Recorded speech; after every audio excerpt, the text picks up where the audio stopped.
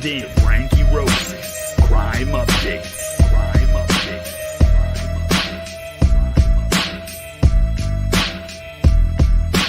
You are now tuned in to Frankyrose's Crime Updates. Crime Updates.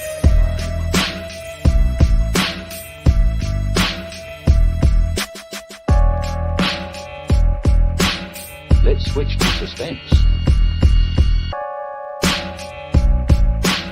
Let's switch to suspense.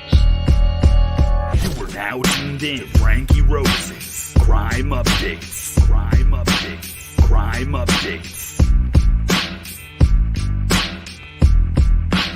You are now tuned in to Frankyrose's Crime Updates. Crime Updates.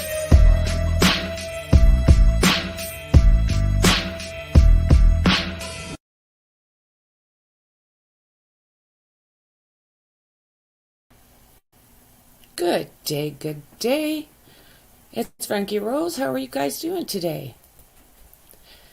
Well, I've changed my intro just a little bit to try and cover my butt as far as fair use and all of that stuff. So, I'm a true crime junkie, and what we're about to discuss, watch, and listen is my own personal opinion, and you should always do your own research. Everything that we discuss is public knowledge, and we are just discussing my point of view. I'm not a professional, not even close. So an easy Google search will get you there. And so now that I've basically covered my butt, let's chat. So, how's everyone doing today? There has been a lot of changes in the Delphi case, like lots. So some of it is going back, and it's information. Oh no, it's information that has been out that they've had for a while, but they've just shared.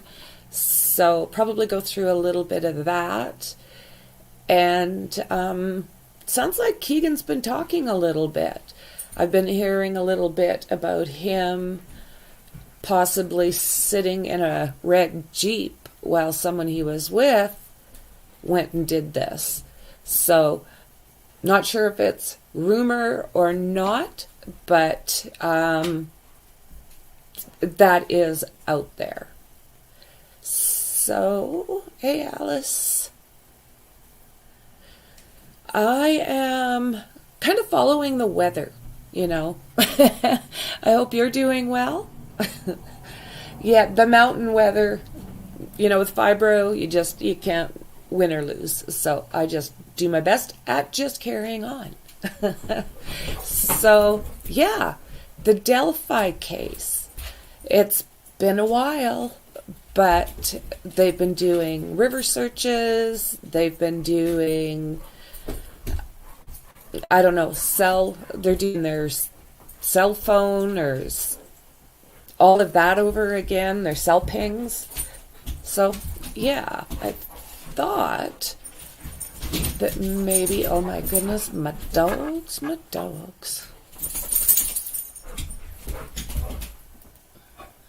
We got a new dog thinking that it would be good for Jazzy. But as it turns out, it just is like double trouble. They're a lot alike. So, okay. This comes from the Journal and Courier. And that just came out, yesterday. Because, you know, the Murder Sheet podcast has had some interesting updates. And they've gone through some paperwork that had to be gone through. And they put out a really good presentation. Oh my word. So let's go through this, and maybe while we're doing that, I can get these beasts to settle down a little bit.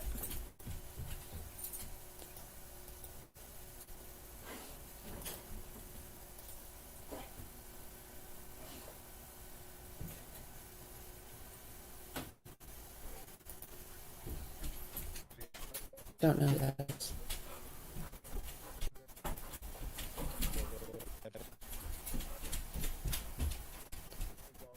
Yeah, no? Yeah, you know, I tell you one thing, Jalen is a really good guy at communicating and he's a smart football player. Okay, I don't quite know how we got here.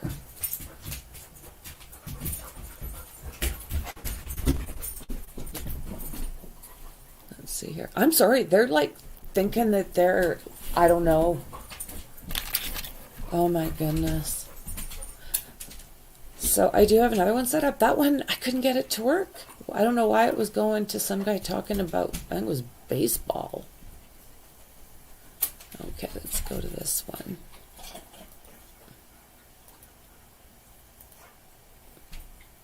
So this one was put out on the September 1st by Fox. So there's potential break in the 2017 mystery emerges after podcast hosts receive anonymous tip. So that was exactly what we were just talking about here. Let's hope that there's a break.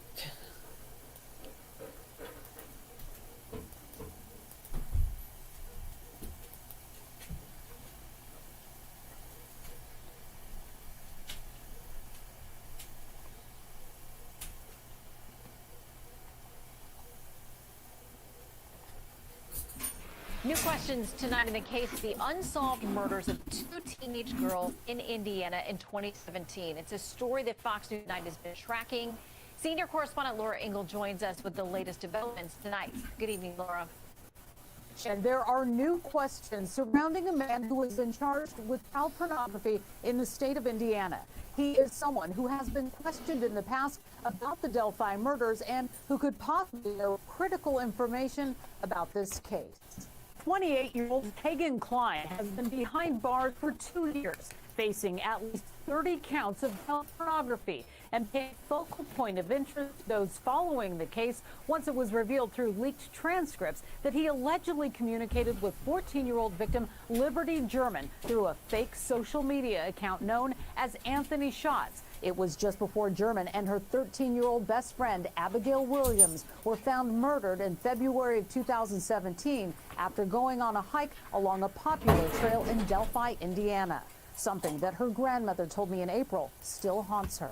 I always felt that she knew enough not to be sucked into something like that. It was a real shock because then I had to face the fact that I didn't monitor her phone or social media enough.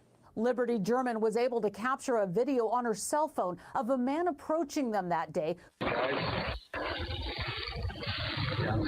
Despite capturing the man's image and voice, authorities have never been able to identify him. A document that was filed in Miami County Circuit Court reveals that a judge allowed Kagan Klein to briefly be taken into Indiana State Police custody on August 19th, something that followers of the case say is a very interesting development. It just basically means that Indiana State Police had to borrow him at some point for some sort of activity that we don't really know what happened yet, essentially. Local podcasters with the murder sheet also say that Indiana State troopers were seen searching the Wabash River in Peru, Indiana this week, a location that is close to Klein's home, though there is no official word on if the search is tied to Klein. When reached for comment about this possible link, a spokesperson with the Indiana State Police told us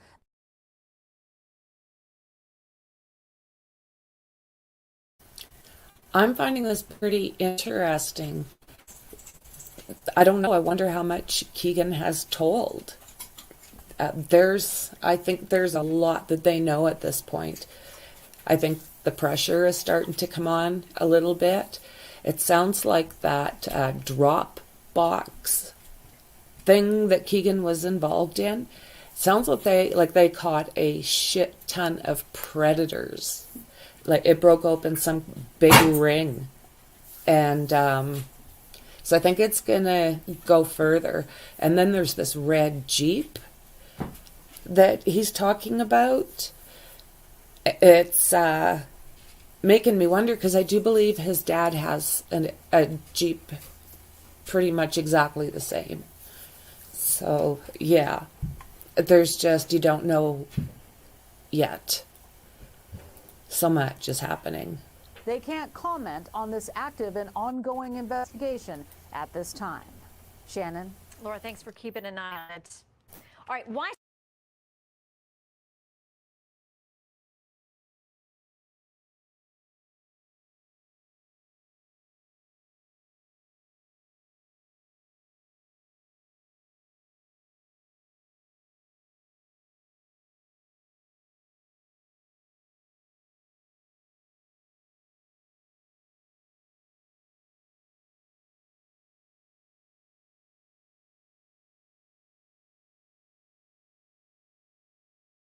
Slow and steady wins the race. No,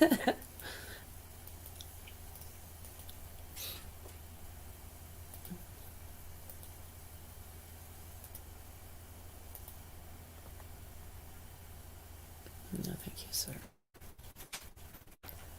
Okay, everyone's doing okay about here? Thank you, Alice. So this here says a potential break. Everyone can hear me still? I didn't. Okay. I've done it a couple times now where I get back and I've muted myself. So I've either had to start the stream over or it's like I said, slow and steady. So a potential break in the 2017 murders of 2 teenage girls in Delphi, Indiana has emerged. Libby German, 14, and Abigail Williams, 13, were found unalived on the morning of February 13th, 2017, after Libby's sister dropped them off at the entrance to a hiking trail. So the journalists, Ian Kane and attorney Kevin Greenlee, who host the Murder Sheet podcast, have been following the Delphi case, and they received anonymous tips that led them to the Wabash River in Peru, Indiana, on August 23rd, where they were witnessed and photographed searching the waters with different types of tools. We kind of ran up there ourselves to see what was happening, and we witnessed the search of about 12 personnel in the river looking over things. They had buckets, shovels, they seemed to have devices we felt could have been metal detectors, and Indiana State Police vehicles were parked next to the river. We documented that, and then we sort of took a confluence of events that we were feeling were related based on what our anonymous sources have said. So here's a couple pictures. The Murder Book, is that what they're called? The Murder Book podcast? Oh my God. When it comes to the Delphi case, they have studied this from the very, very beginning, and oh my word, it doesn't matter how many times I watch it, I'm constantly learning new things. They are awesome. So yeah, this is pictures of them in the Wabash River in Peru, Indiana on August 23rd, 2022. So there to go from Delphi to where Keegan Klein and his dad live, they have to cross this bridge here. So I'm thinking they probably are thinking, or maybe I've been told something was thrown in there.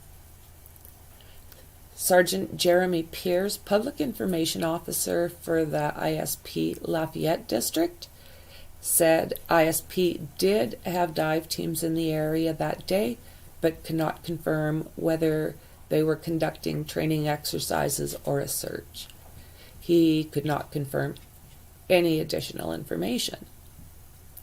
Indiana court documents obtained by Kane and Greenlee in May and August also indicate possible developments in the case.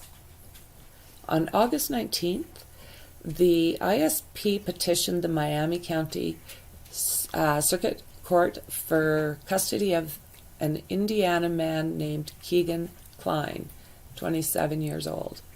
Kline is currently in custody in Miami County for 30 counts of CP-related charges dating back to 2016 and 2017.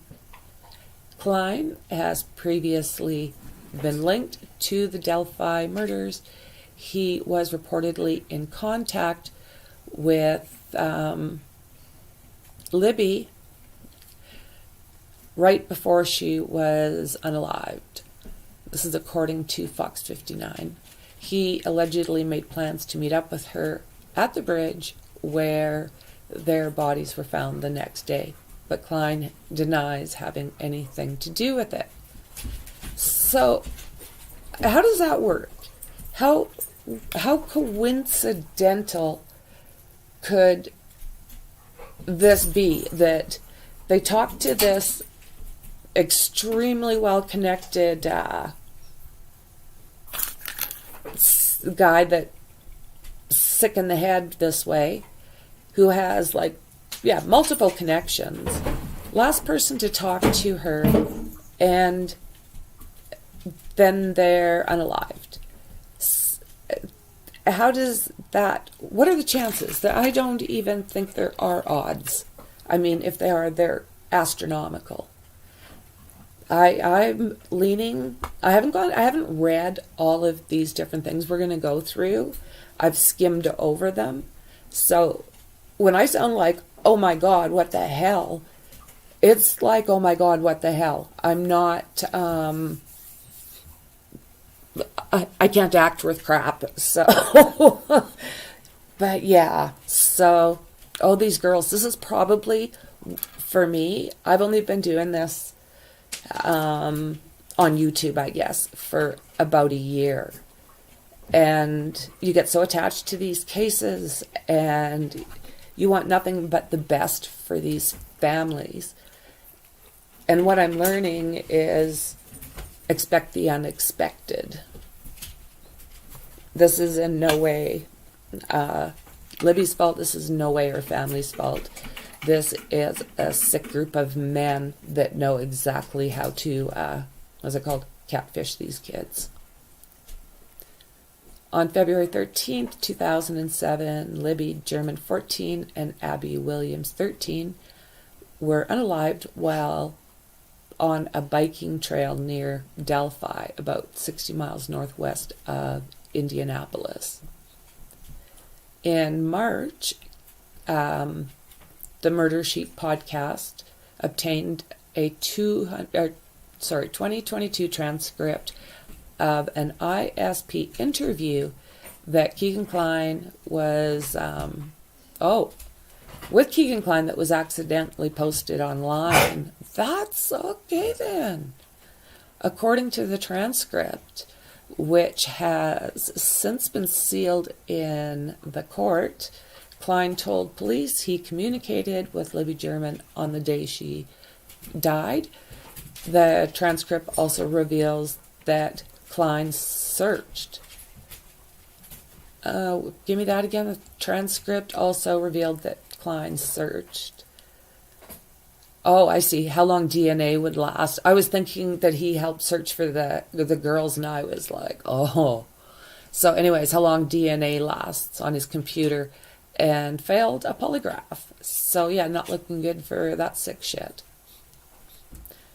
Kline lived near the location where the girls' bodies were found.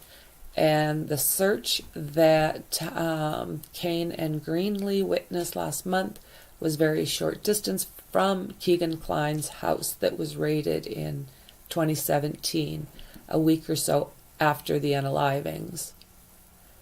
So this is part of the transcripts, and it's basically saying that State versus Keegan Klein gives us the case number, video. So it's a videotape statement that they've got. So questioning by an unidentified officer. So here you go, brother. Thank you. And isn't it? And then Keegan says, appreciate it. Cop says, okay, I'll pull that back, and says something else. I think I have it upside down. I think that's the problem. Might ya? I'll see. I might get you on. Okay, I don't even think this is. Yeah, this isn't anything we need to go over. And if you can, if you want to, they do have the transcript. So check that out. Okay, so we came upon the court documents that outlined it, the 2020 transcript of an interview between Keegan Klein and police quite by accident, she said. In December 2021, ISP said in a Facebook post that they had uncovered a fictitious Instagram account under the username Anthony_shots. During their investigation into the murders, the transcript indicates that Klein had access to the account, which had been in contact with Libby German. Klein told investigators, however, that he gave the account password to a lot of people, according to this document. Oh, here we go. I mean, they were, I don't know what they were looking for, but it had to be small. I'm going to pop over here and see you guys for a second. Hey, y'all. Pop in, pop out.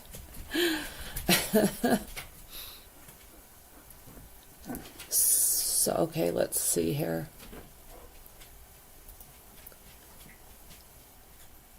Oh my God, what the hell?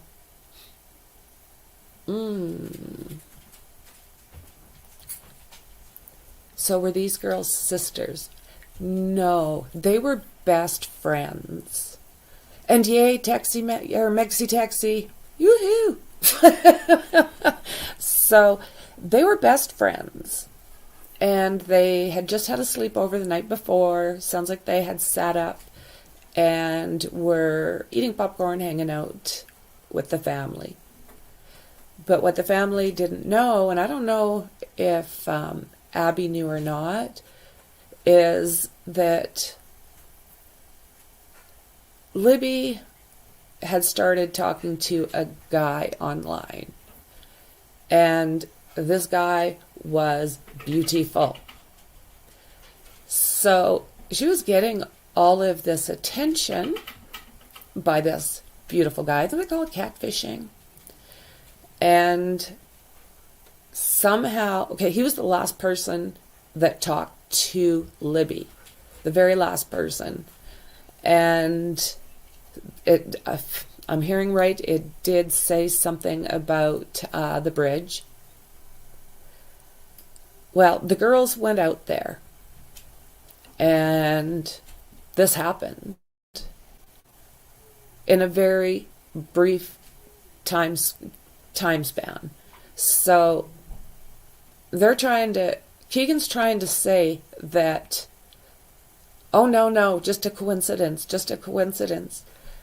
And yet he's heavily involved in CP and distributing it, that it's way too large in my brain to be a coincidence. So, yeah, these two girls decided they were going to meet this guy. They went out to a very popular path area. It was nothing uncommon for them to actually go out to this area. And yeah, this happened. So now this podcast has gotten a hold of this transcript. And there's some pretty incriminating things said. Oh my Lord. Hey, you too. Give me 2 seconds.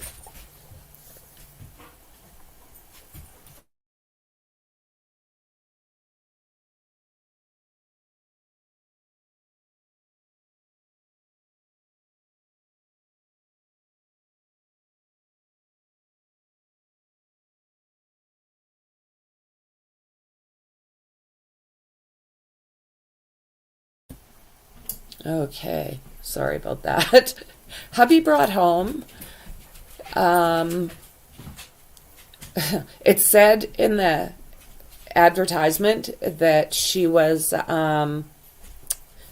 husky and lab. No, she's a 60-pound pit bull and lab. So now that when they play, it's like boom, boom, boom, boom, boom. It's like, oh my God, how do I do this? So yeah, they were friends. Ended up out there and something bad happened. And they've had Keegan in jail for quite some time. And it sounds like that there's pressure coming because he's supposed to have been moved and then he doesn't move, and yeah, they're for some reason keeping him. So yeah, I was thinking, like, look at how small particles they're looking for. I mean, yeah, like you said, Mexi Texi, they're digging for gold.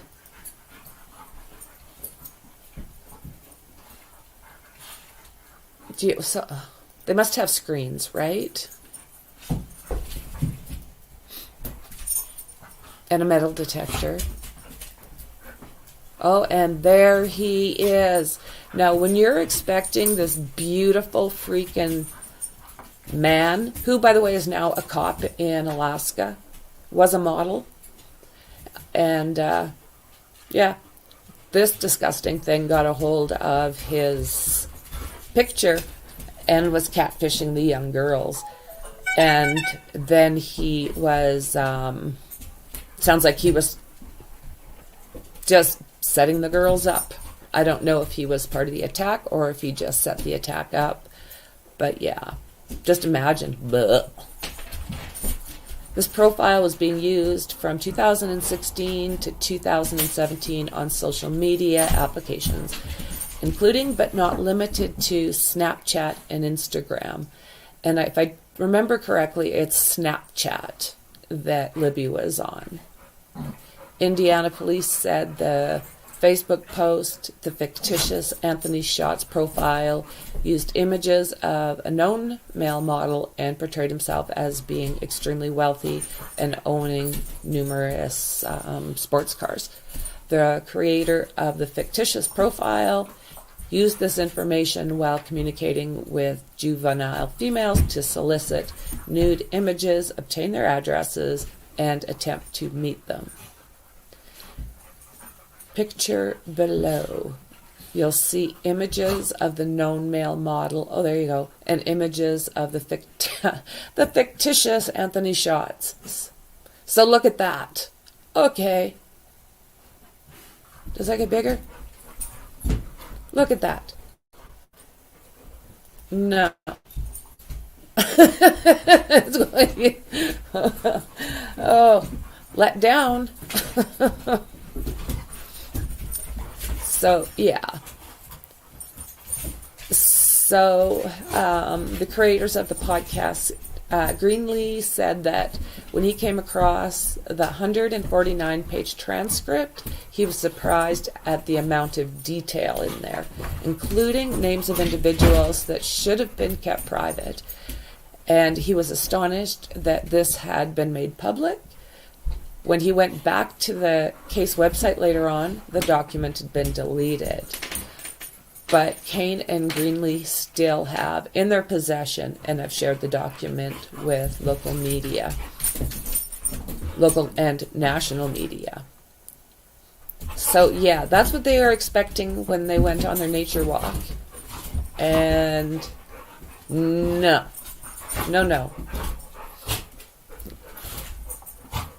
Good Lord.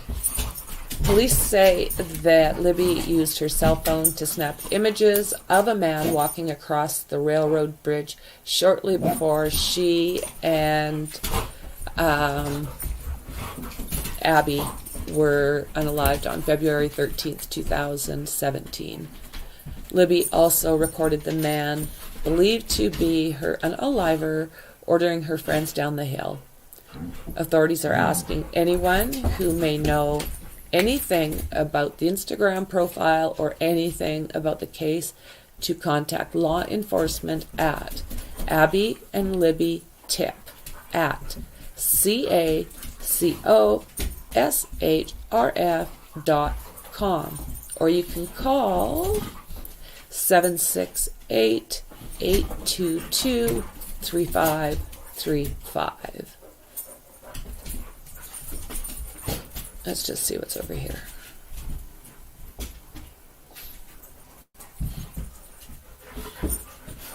So,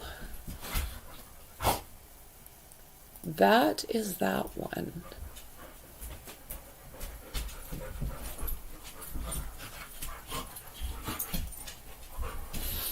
So, what do you guys think? Let's see here.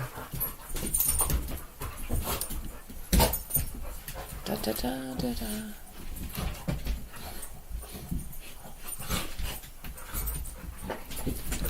Wasn't the copper something like the pic they were using of that? Yes, totally. He ended up, yeah, he's a cop in Alaska.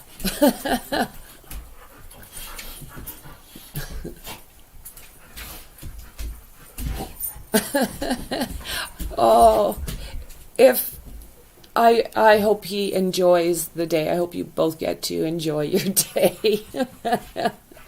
I remember those days, friend.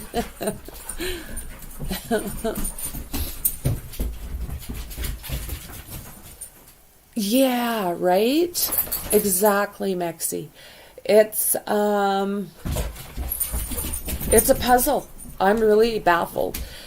I don't know anything that wouldn't have been destroyed there, being in that water for however long, unless it's something that was put in the water recently that we're unaware of.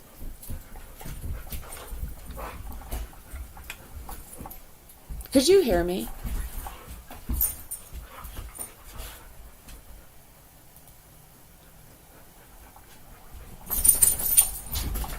I'm not sure. We can sure hear my dogs. Sorry.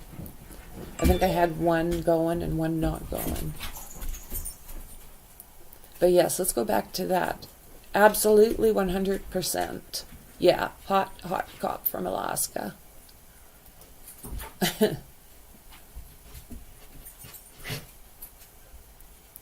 Although I am always on side of justice, the dude better have a lawyer that tells him don't even acknowledge that shit. Well, right? But you know what?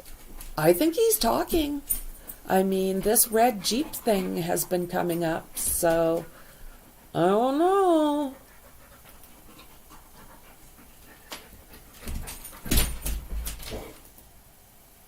Hey there, Connor. Welcome.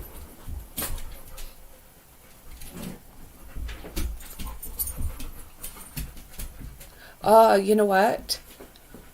Ladies and gents, please always carry a knife with you. It's one of Gibbs' #1 rules, and it always comes in handy. Teach your children. Okay, you know what? I do.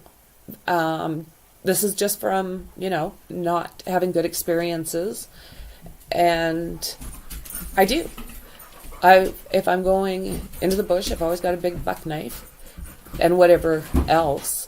And even if I'm bombing around locally, I've always got something on me.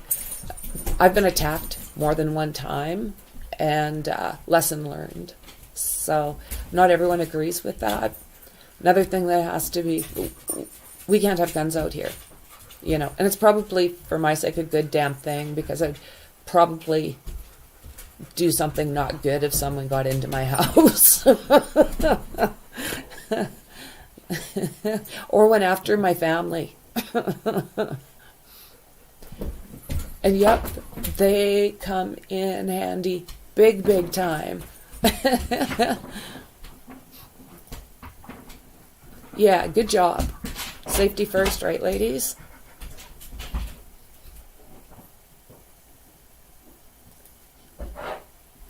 Yes, he has been talking, so they might already have him. But he should definitely dig the hole deeper. But you know what? Yeah, I agree with you. I totally agree with you. I think they probably have him. They're probably trying to build a stronger case on his dad, maybe. But from everything I've seen, I'm pretty damn sure that guy has been like singing like a canary. I'm sure of it. No, that's it.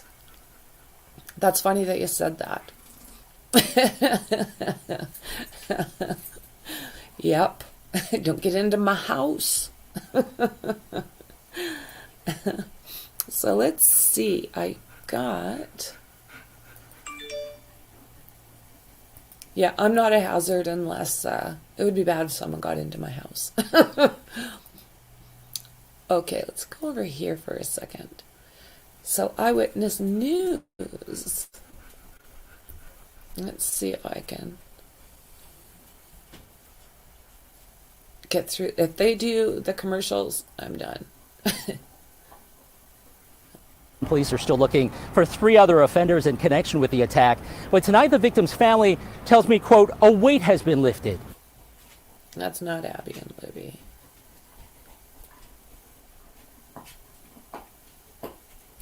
And carjacked. No. They tricked me. Okay, so I have mute on that thing. Yay. Delphi, Indiana. There is a potential. Let's see here. A potential break in the unsolved murders of 2 teenage girls in Delphi, Indiana. The killings of teens Abby Williams, 13, and Libby German, 14. In February 13th, it's February 13th. They were found on February 14th, which, that's Valentine's Day. So this case, again, has drawn international attention. So this, I don't know how long this is, but this is Bridge Guy, and how long is it? Let's see. Yeah, so the video and the sketch are supposed to be. Oh, yes, come on. You can do it. You can do that. There we go.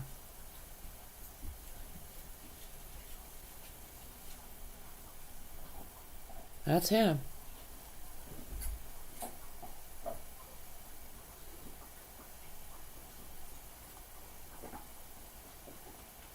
So, yeah. That's him. So there is also more, she recorded more video than that blip there, but they have not released it. And it sounds like it is before he got up to them, not after. I've heard different things. People have said that Abby was facing down the bridge and could see him coming, and Libby had her back turned. And there, at one point, I guess she asked if he had a gun, and another time she asked if he was standing right behind her. So it's just things that are floating around. I've heard it quite a few times, but I don't know where the information came from. Despite thousands of tips since their 2017 murder, their killer is still at large. Libby captured a grainy Snapchat that authorities believe show their killer, along with chilling recording thought to be his voice. Guys down the hill. The man says on the recording, Indiana State Police would only confirm they had dive teams in the area, but the podcasters say it's located just a few miles from the family home of the now 28-year-old Keegan Kline, who was arrested 2 years ago and charged with CP and exploitation in separate cases, to which he has also pled not guilty. So yeah, that gross little thing is now 28.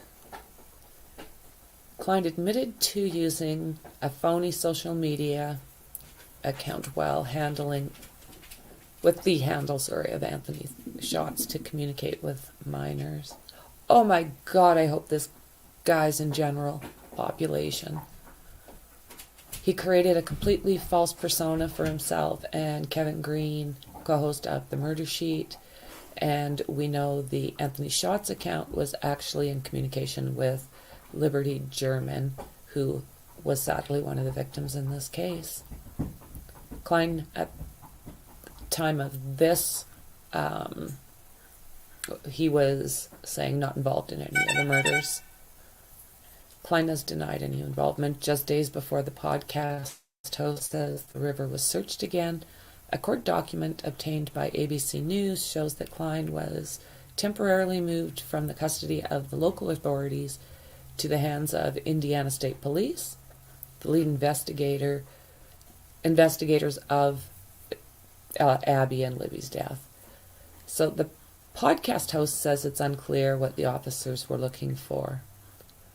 A lot of technology comes up in this case of devices that are being used to store child materials or communications with underage girls.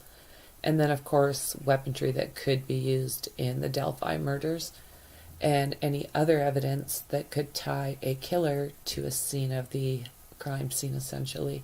Investigators would not say exactly what they're looking for, nor if it could possibly be connected to the Delphi case. Ugh. So I'm gonna get rid of that face. Yeah. So what's going on over here? Let's see. How's everybody doing?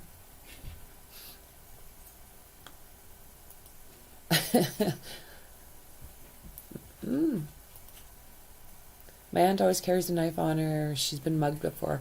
Do you know what, Connor? That's all it takes, is to get attacked even just once. And you pretty much want to make sure it's not going to happen again.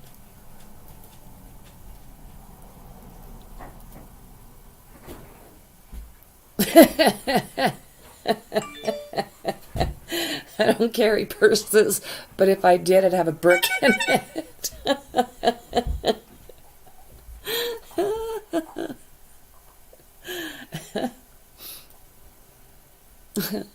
Oh, I agree. I hope your auntie didn't get hurt. Brutal. If someone tried to mug me, even if I had something on me, I'd just give it up. Material things can always be replaced. I absolutely agree with that. Yeah, if it was material things they wanted, yeah, take it. But if it was me personally that they wanted to attack, oh, this little girl's I'm gonna get DNA for sure.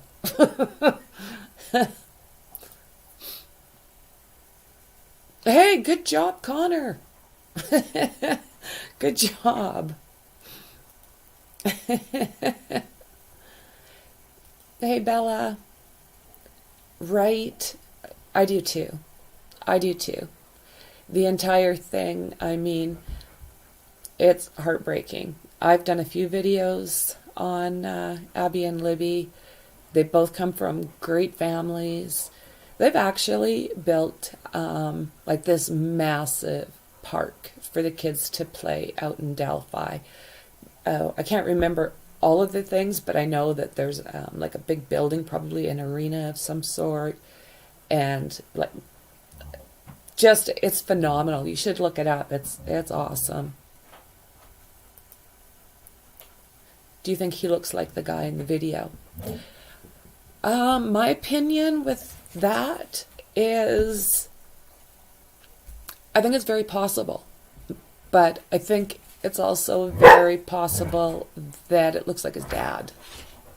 So, you know, it is a really grainy video, and, you know, technology is pretty awesome. So, I mean, you would think that the cops could probably have clearer, like have made it all clearer for themselves, that they can actually, it's my opinion, I'm thinking that they could have cleaned those up pretty good. They haven't put out stuff, like, they've confused us, I believe, for the most part, because they've put out two different faces, that young guy with the blonde curly hair or whatever it was, and then the guy that was wearing the hat with a little bit of facial hair. So, yeah, I think because it's so grainy than what we've got, it's possible. Keegan supposedly looked up how long DNA lasts on a body. Right, that's a really good question. Why would he? And I, just in a report a few minutes earlier, they were reporting the same thing, that he had done that search. In my opinion, father looks like more... Right, I agree with you. I totally agree with you. And I'm going to have to do a little more digging, because although they look similar, I do think I read that it wasn't his bio dad. So that is not verified. But I do believe it was in something I read earlier today. But I only seen it once. Usually if I only see something one time, yeah, it's always one of those, I'll throw that out there and do your research, your own, you know. Well, that doesn't make him looking right. Oh my goodness. And Tony Klein has a red Jeep that Keegan supposedly was sitting in. Yes, I seen the same thing, Bella. Totally. Said he was sitting there waiting for a person. So I don't think he said who the guy was, but he did say he was sitting in a red Jeep, and the only person really out there with that red Jeep is Tony Klein. And I agree with you. They're both guilty. Yeah. I don't know. I mean, I don't expect Keegan to be honest at this point. You know, that's not really the greatest thing to admit to, especially when you know you're going to jail. But I really believe that they will have enough to to give us and maybe solve this crime. I think that they're getting really close. How many days did it take? Well, they were found the following morning. They started looking for them, honestly, just a couple hours after they weren't there for Libby's dad to pick up. He started looking right away. There's a possibility that he missed this guy just by going a separate route on this trail. I hope that's... Ugh.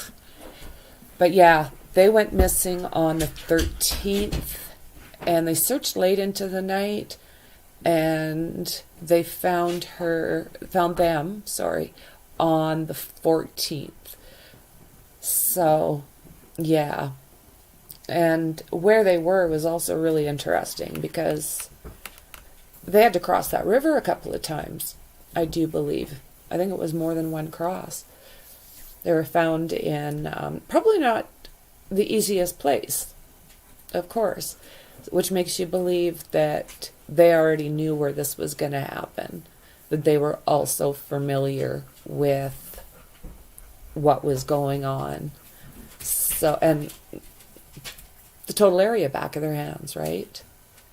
Hey, Bella from South Africa. Beautiful, best accents. Thank you for being here. Oh my goodness. I would love to go to South Africa. Let's see here. Oh, the brick in the purse. That is like a great idea.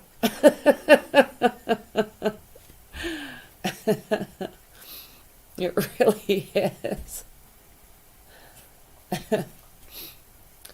Let's see here.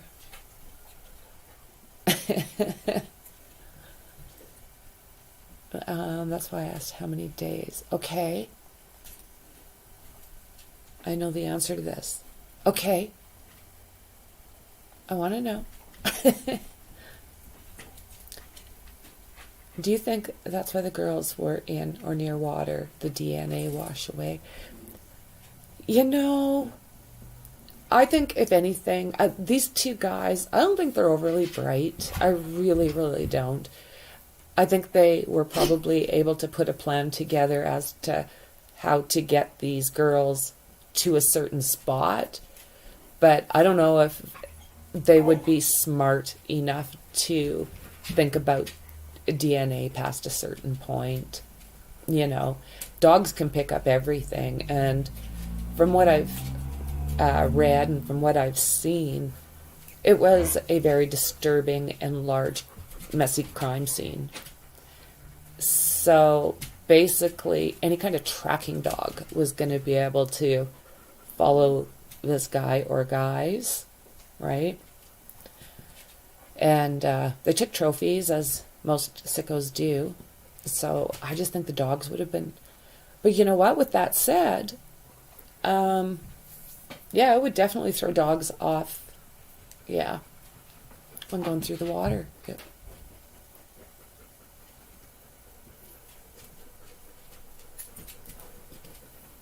Yeah, the next day, absolutely. Yeah, I think it was in between 12 and 12:30 sometime.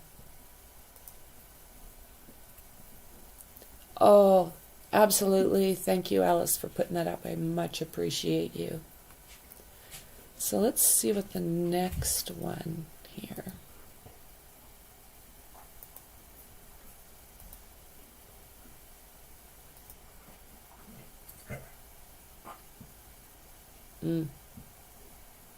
Okay, I just want to see if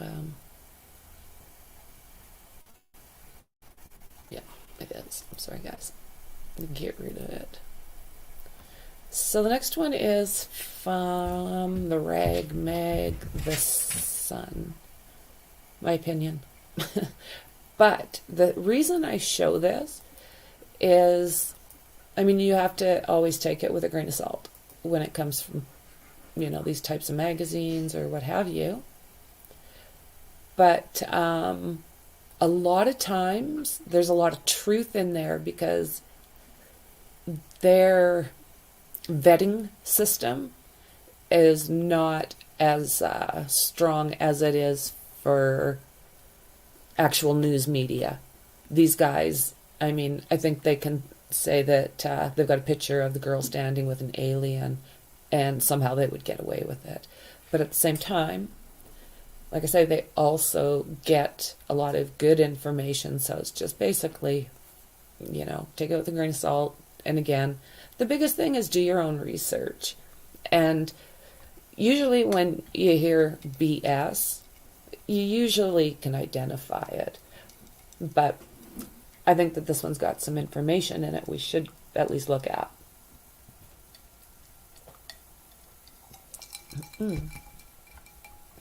Okay.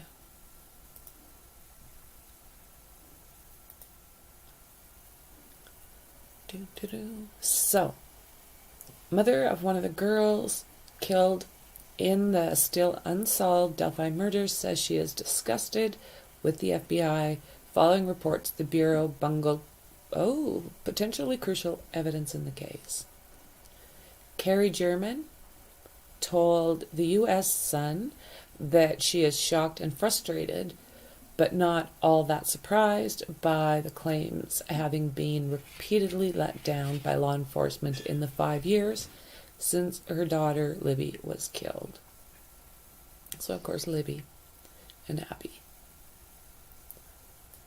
Doesn't this take me and you? Basically, it does. Keegan Kline. So I don't know. That's not a great picture, bridge guy, but I'm also curious if this is like a limp that he has, or if that is how he walks. You know, due to the unbalanced beams. Oh, there we go. Bridge guy. See? I don't know. Facial hair? I don't know. Aw. Beautiful, right?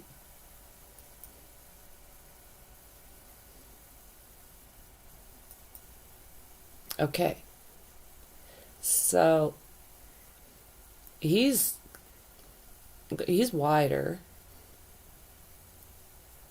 And you have to think the guy was wearing like a heavy jacket. I heard a long time ago someone sent me something. I don't know how true it is or what have you. But in it, it said that this person was carrying like a teddy bear. Like, Bridge Guy was supposedly carrying a teddy bear with him that he left at the scene. Now, this is totally just something that I received. I have no damn idea how true it was. I've seen it out there in other places, but that doesn't, nothing that verified it for me. But yeah, in this thing that was sent to me, they said that underneath that jacket was a stuffed animal or something that he left at the scene. So there we go. This is where they've been searching. They're adorable girls. So, yes.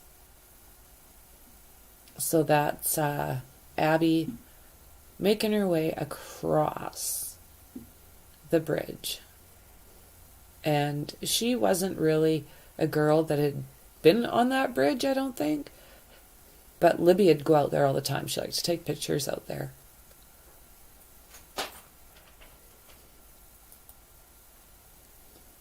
Yeah, that. King Klein has not been named a suspect. I don't even like looking at him. So yeah, these are the pictures we just looked at. I'm slightly surprised because I'd expect the local law enforcement department to fumble the ball like that. But I would have thought that the FBI would set an anguished care. What? But I wouldn't have thought the FBI would have. It's extremely frustrating. These people aren't meant to be protecting and serving yet. How come I'm missing words? Yet apparently they can't even retrieve evidence properly. Now, isn't that something we hear about all the time? These are the people who are saying, oh, we'll catch him, don't worry. But how? Honestly, it disgusts me. Carrie's remarks stems from new information shared by the Murder Sheet podcast, which claimed the FBI failed to obtain surveillance footage from that gas station we just looked at in Delphi during the early stages of the investigation. According to the podcasters, and I don't know how to say Ian and Kevin Greenlee, the footage may have helped to place a potential suspect at the scene. Damn straight.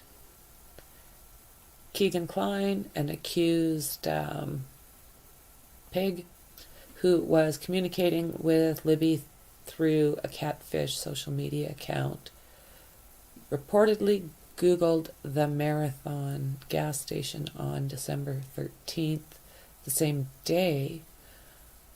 Okay. So they're saying that he was at that gas station?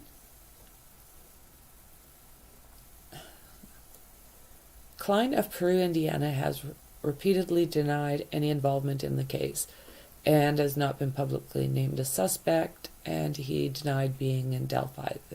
So yeah, this is a while back.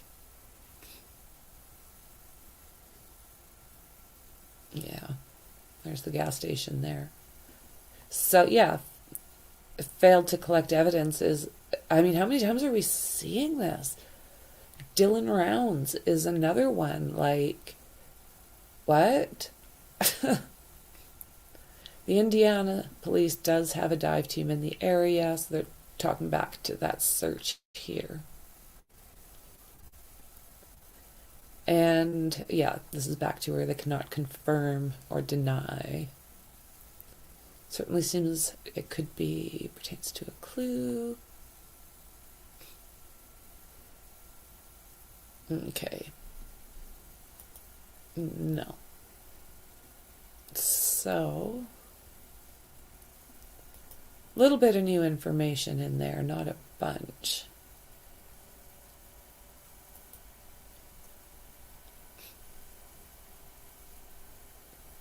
How are you guys doing over here?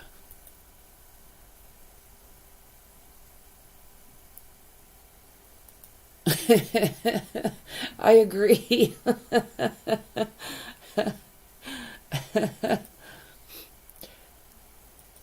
So, yeah, I agree. Because I always wondered how two girls couldn't get away from one guy. I know it happens, but two people are harder to control. So the only thing I can think of as far as that goes is, you know, a possible gun. And these two girls, it sounds like neither one would have left the other one in that situation and just ran. They both would have stayed together. So it would be harder to control big time. And Libby, she wasn't a small kid. She'd fight, I do believe. And you know what? Same thing with Abby. Just because a person's not big doesn't mean that they can't scratch, kick, and do all that other stuff. So yeah, I mean, it can't be eliminated right now. If they're saying that Keegan was, you know, up there with his dad's vehicle, just waiting, I have a hard time believing that he was up there just waiting. Something seems off about that. So, I mean, if he was there, what's he going to just sit there in the car and hope the cops don't stop and see what he's doing? Yeah.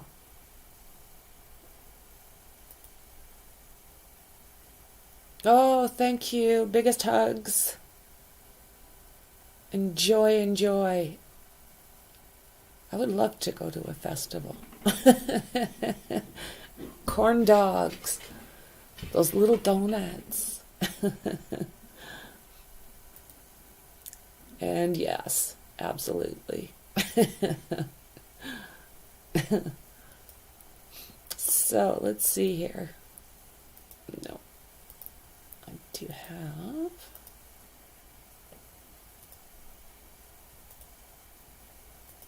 Okay, so this one here is fairly recent, September 3rd. And Keegan Klein. Get this one. Get this one.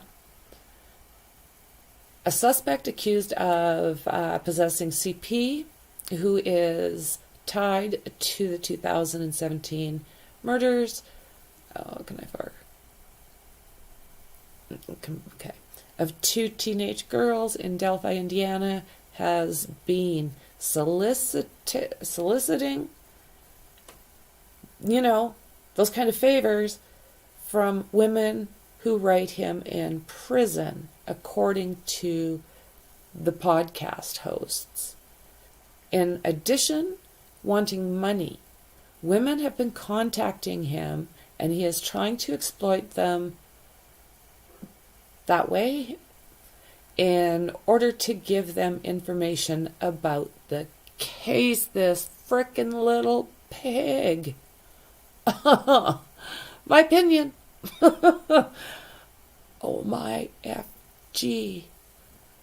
Okay, podcast host and attorney Kevin Greenlee told Fox News that there was a particular striking exchange where a young woman was asking about the case and talking about church.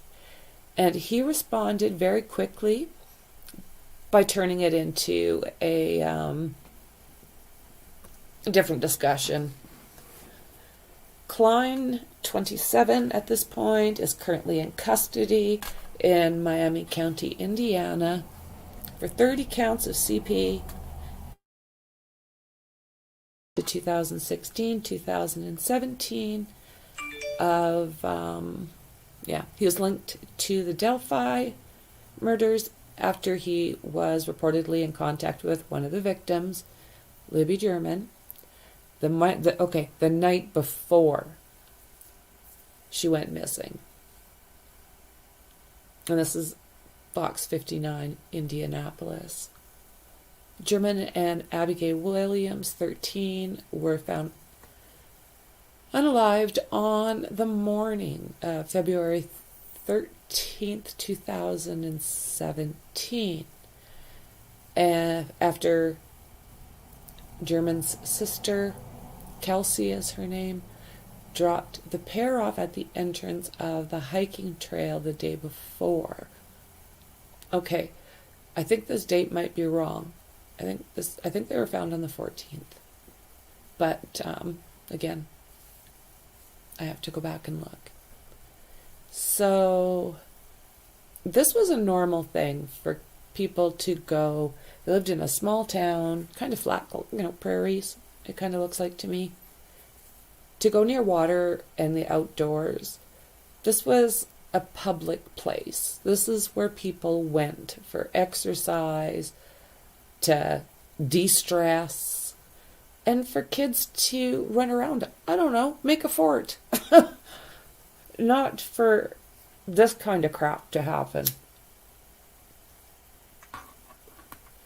So, Klein allegedly made plans to meet up with Lizzy German at the bridge where her body was found the next day, but he denies that he had anything to do with it and has not been charged in connection to the Delphi case.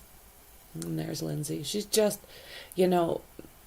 I talked to her sister Kelsey just through one of the social media platforms for just a few minutes, and she was telling me what a great sense of humor that Libby had, and it's a hole in their heart, massive hole. She said she probably had one of the best sense of humors that out of anyone she knows.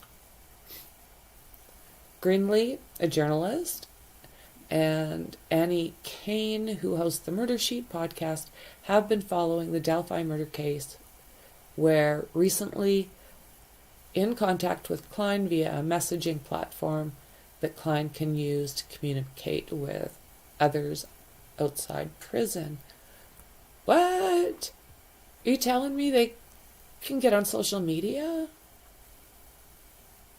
Have been following the Delphi murder case, were recently in contact with Klein via a messaging platform that he can use to communicate with others outside the prison. Oh my God. Okay, I just got to wrap my brain around that one a little bit. Why so many privileges for people that are jailed? I don't understand that. Sorry, thirsty. Dry mouth. Okay. So one woman who wrote to Klein told the podcast hosts that the suspect offered to give her information if she allowed him to do things to himself in front of her via FaceTime. He's got frickin' FaceTime. There you go. Yeah.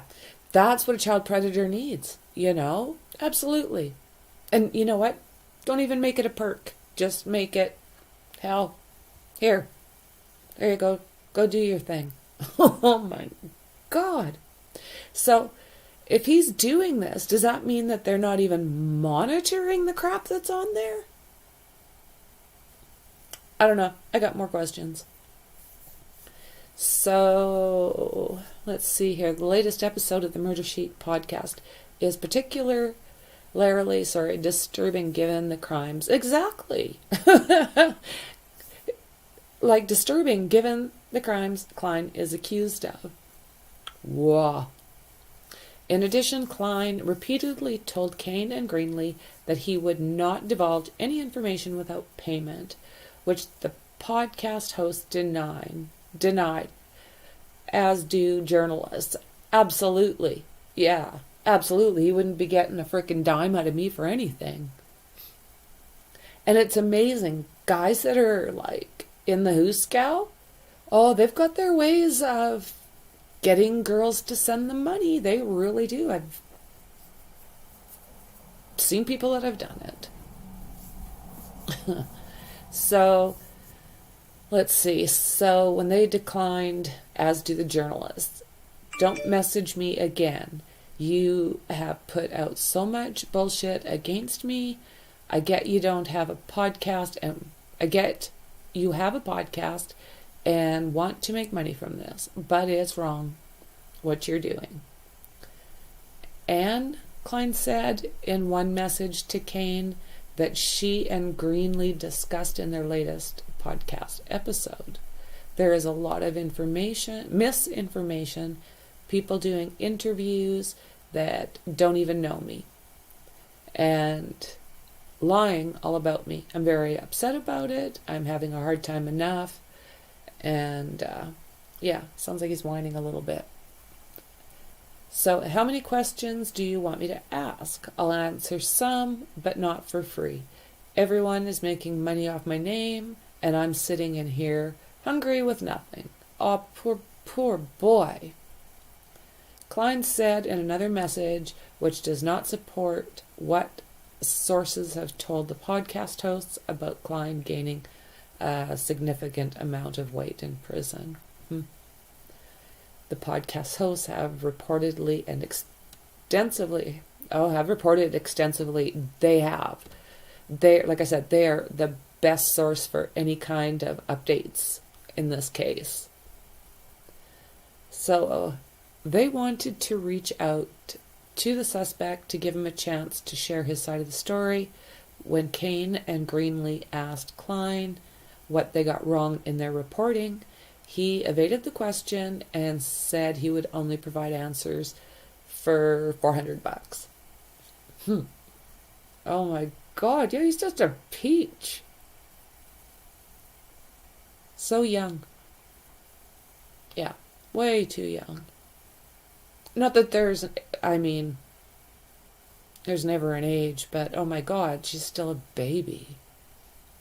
I would characterize our conversation with Keegan Klein as pretty brief, Kane explained. He expressed disapproval of some of our reporting of him. We asked him for clarification. He didn't provide it. The main thing that we look out is it was he wanted to charge people money to interview him now. Indiana court documents obtained by Kane Greenlee in May and August also indicate possible developments in the case involving Kane. So, okay. How are you guys doing? What do you guys think?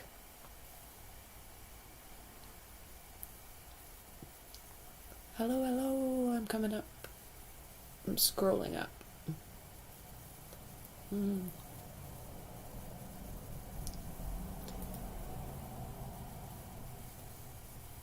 Are you serious?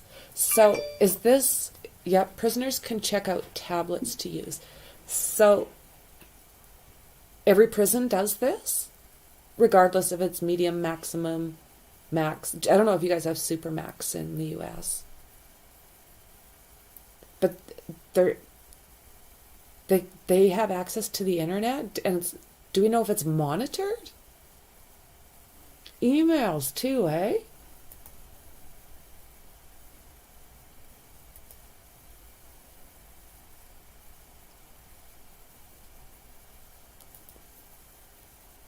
Bella, sorry I disappeared.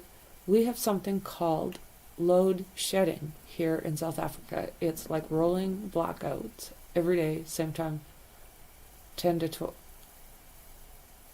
I don't think I understand. It's like rolling blackouts every day? Doesn't sound good. It's monitored. Okay, and they're supposed to be monitored daily, and I don't think people do their jobs. Well, you know what? If they're talking about, if he's talking about this stuff and it's actually getting through, yes, somebody's like not doing their job. That's disgusting. And it sounds like that he's approaching kids.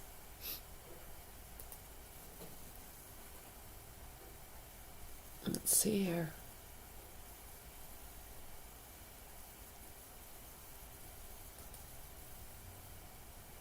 Also now affecting our cellular network, third world country downgrading to fifth world. It's like, what the hell?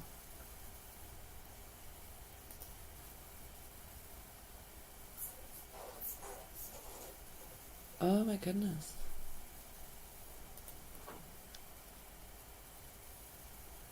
Oh, exactly. Stop preying on children and I might give an F about your feelings.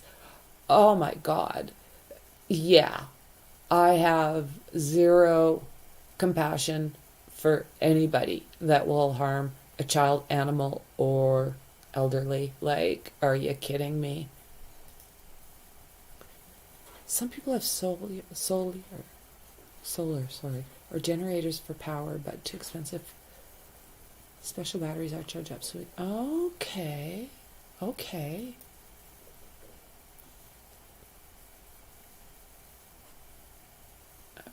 Let's see. You just don't like being talked about. I'm sure the girls would have opinions on. Yep. Okay.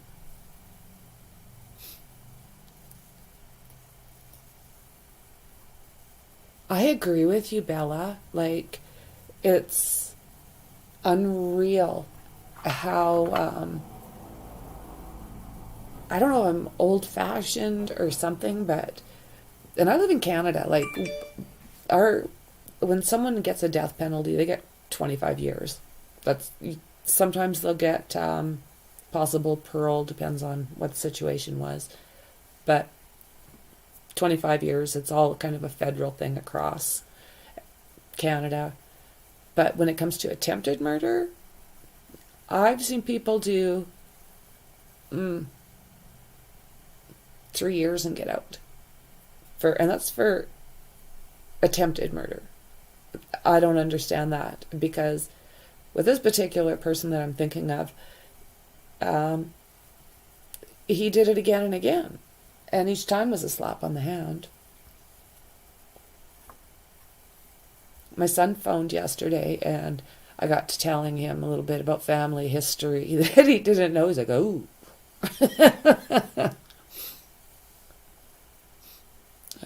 Okay.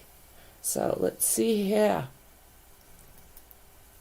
I think I've got something else here. Did I get rid of that one? These guys just are not getting enough, they're not getting enough attention right now. And I'm pretty sure that something's going to break. I have that feeling now that they've stopped searching in that river.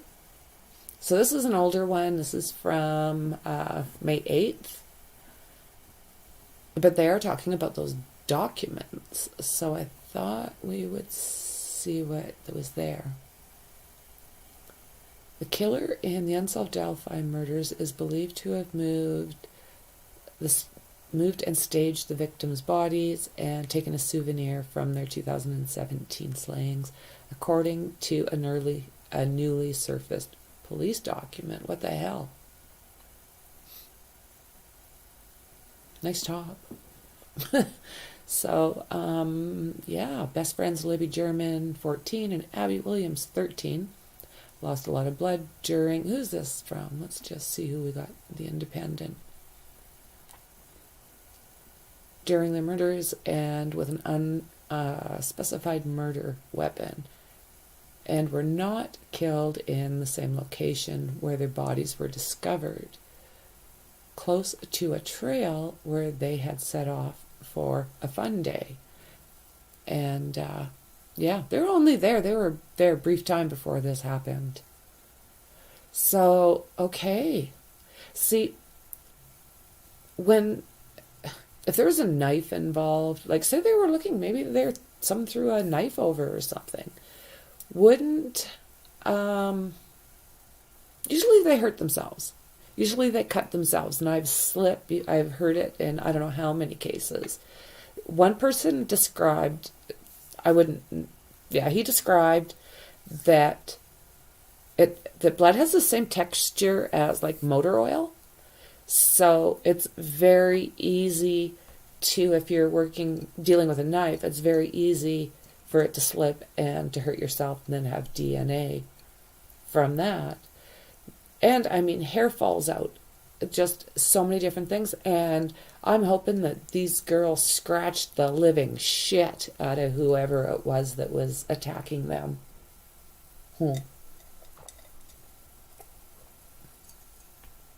So let's see here. The shocking new details about the murders that have rocked the community in Delphi, Indiana for more than 5 years came to light in a search warrant obtained by the podcast, The Murder Sheet, and shared with The Independent. The warrant filed by an FBI agent investigating the murders in 2017 was to carry out a search warrant of the home of Ronald Logan. Yeah, he's passed. And you know what? He was another guy that totally looked like Bridge Guy. He even wore the funky hat. But if I remember correctly, he was, I don't know, I think for some reason they counted him out, but don't take my word on that because I still find him a sketchy dude. So the warrant filed by the FBI agent was for Ron Logan. Mr. Logan's home was just 14,000 feet from the location where Libby and Abby were discovered on Valentine's Day, 2017. And search warrant application, parts of which are redacted. The agents reveal that the murderer would have been covered in the victim's blood due to the large amount of blood that was lost at the scene. Because of the nature of the victim's wounds, it is nearly certain that the perpetrator of the crime have not gotten blood on this person or clothing. Would have gotten, yeah. Sorry about that. Would have, and that's what I believe. Like, if there's if these girls were attacked like it's been explained to me, nothing I can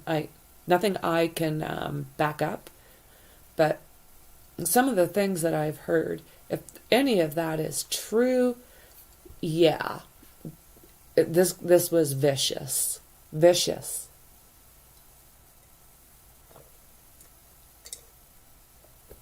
Sorry, very thirsty. So, the nature of the victim's wounds, certain the perpetrator would have gotten blood on, everything. Investigators have revealed how the girls died, have never revealed how the girls died, or disclosed details about the crime scene, and they have not. You know, you get that one picture of, it's just the partition. It's just what they have kind of sectioned off so that they could do their work. For the first time, the warrant reveals that they were killed by some type of weapon, but the word is redacted. Libby and Abby went missing on the 13th, of February 2017 after they went for a hike on the Monon High Bridge. Their bodies were discovered the next day in a wooded area about a half-mile off the trail. If they don't show this, this area, I'll try and scoop up some pictures we can go through and see what you guys think, even as far as where they were taken and how a guy would have gotten out of there without being seen. It's not like he could have jumped back on a trail. So, let me see. More than 5 years, the families of the two girls have been searching for answers as to what happened and who was responsible. No arrests have been made, with several promising leads or theories arising over the years, only to go cold. And that's what we don't want. I mean, we can't let this go cold. These poor babies and their families, like, they are so dedicated. Abby's mom is always out there. Lindsay's family, oh my goodness, they're out there every single day on Twitter. Becky Patty, which is Libby's grandmother, she was helping to raise the girls. Every single day on Twitter, she posts a beautiful picture that the caption will say, "Today is the day." She has done this right from the time this happened. I always share that and add my "today is the day" and hashtag Abby and Libby. So yeah, I hope it's getting closer because I want that day to come soon. So let's see here. Oh, my one computer wants to shut down on me. So, that man has never been identified. He's described a white male that is aged 16 to 40 years old. 5'6" to 5'10", and weighing 180 to 200 pounds. What do you? I'm coming over here with you guys.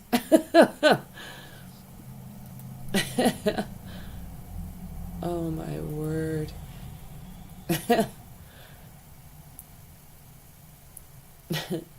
Oh, never. Don't say sorry. Chat away. Chat away. Do you know what? This is just a place to, we can share information.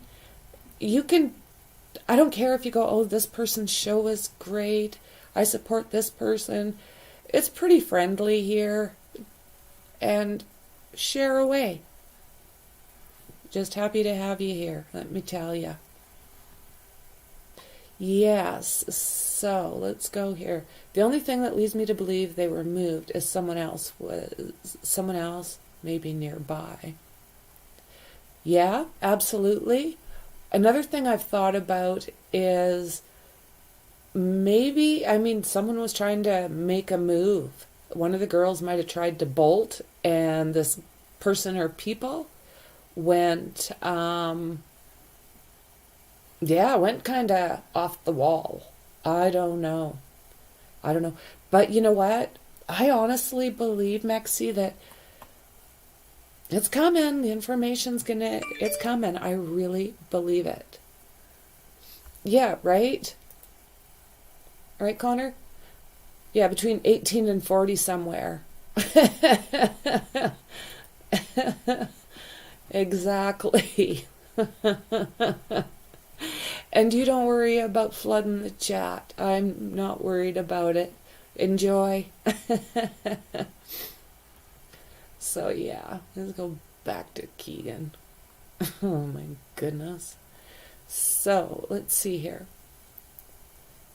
This grainy image was taken on Libby's phone on the trail, and we know that they've shown a few seconds, And if I remember correctly, I think her video is something like 47, 45 seconds long.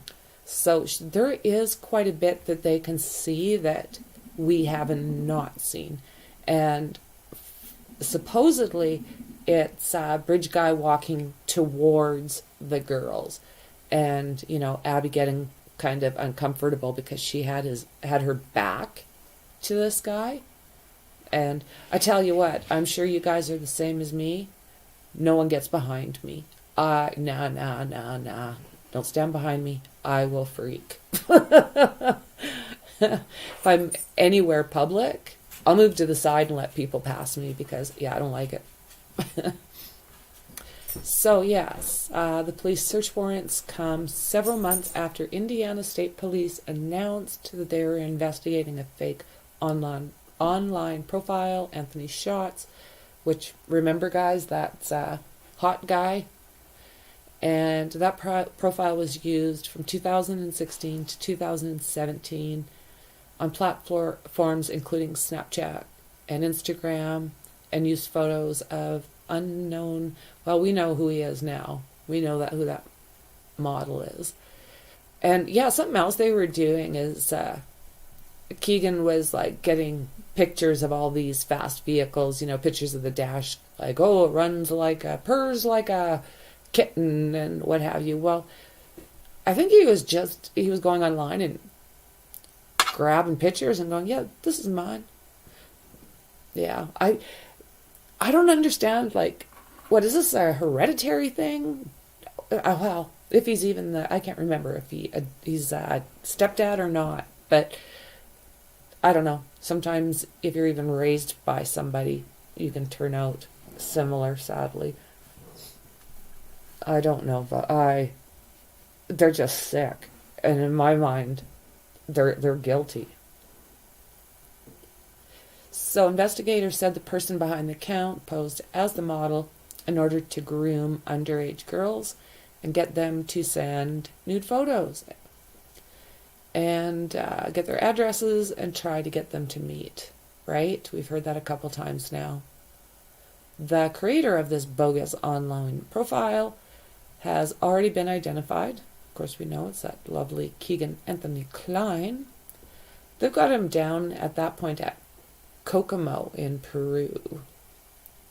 He was arrested on the assay abuse and child exploitation.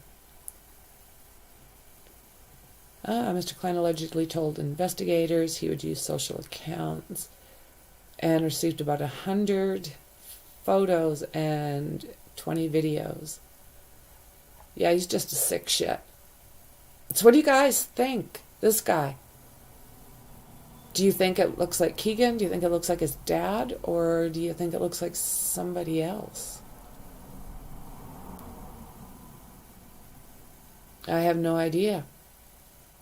And like I said, I think they give us 7 seconds of this. And it's like 45, 47 seconds in total.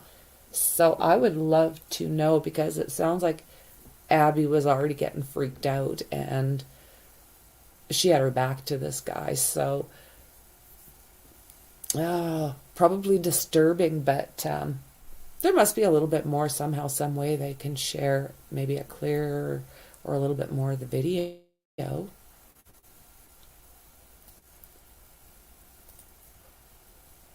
Okay, I don't think I'm going to replay that.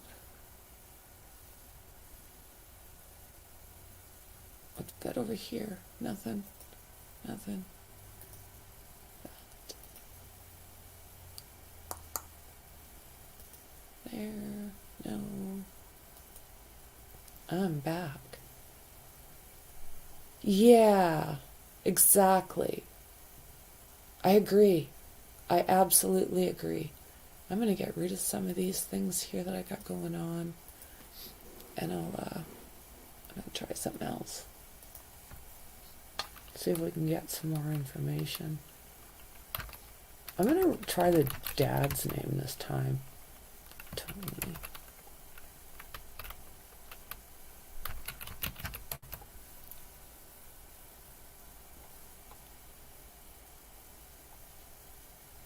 What's this?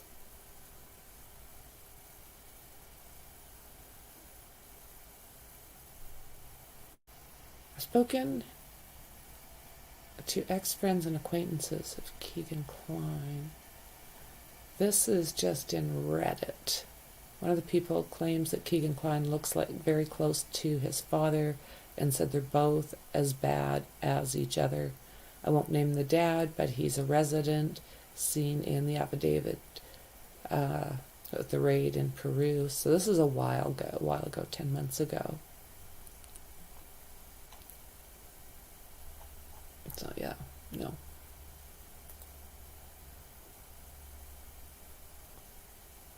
I'm looking. Oh, what's this? Oh, it's let's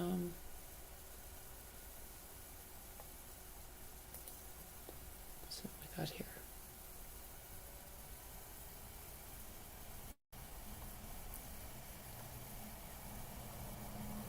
So what is this here?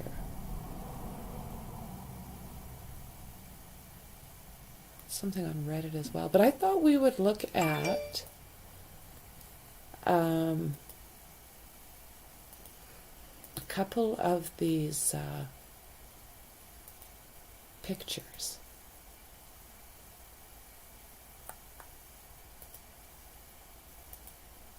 So this is that search that they were just doing.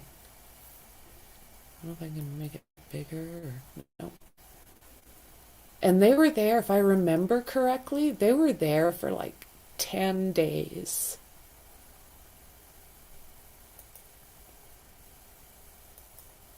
Oh, look at that. Look at that. Oh my God. Okay, I've got to go back. So, bridge guy.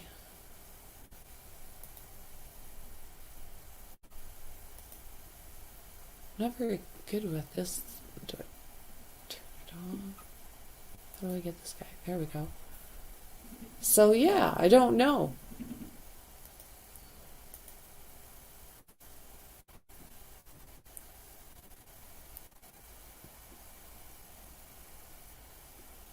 Let's see here.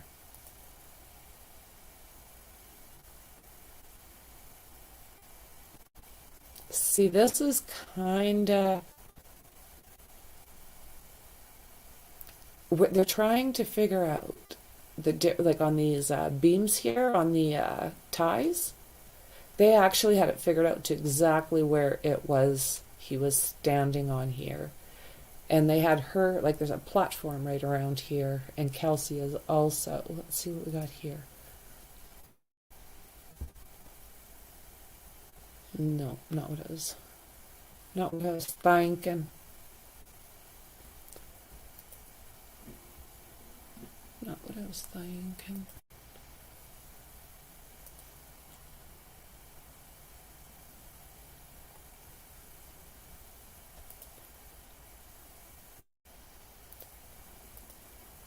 Ah, nice to see you. Thank you very much. Much love, much love. So I think I'm going to go up here.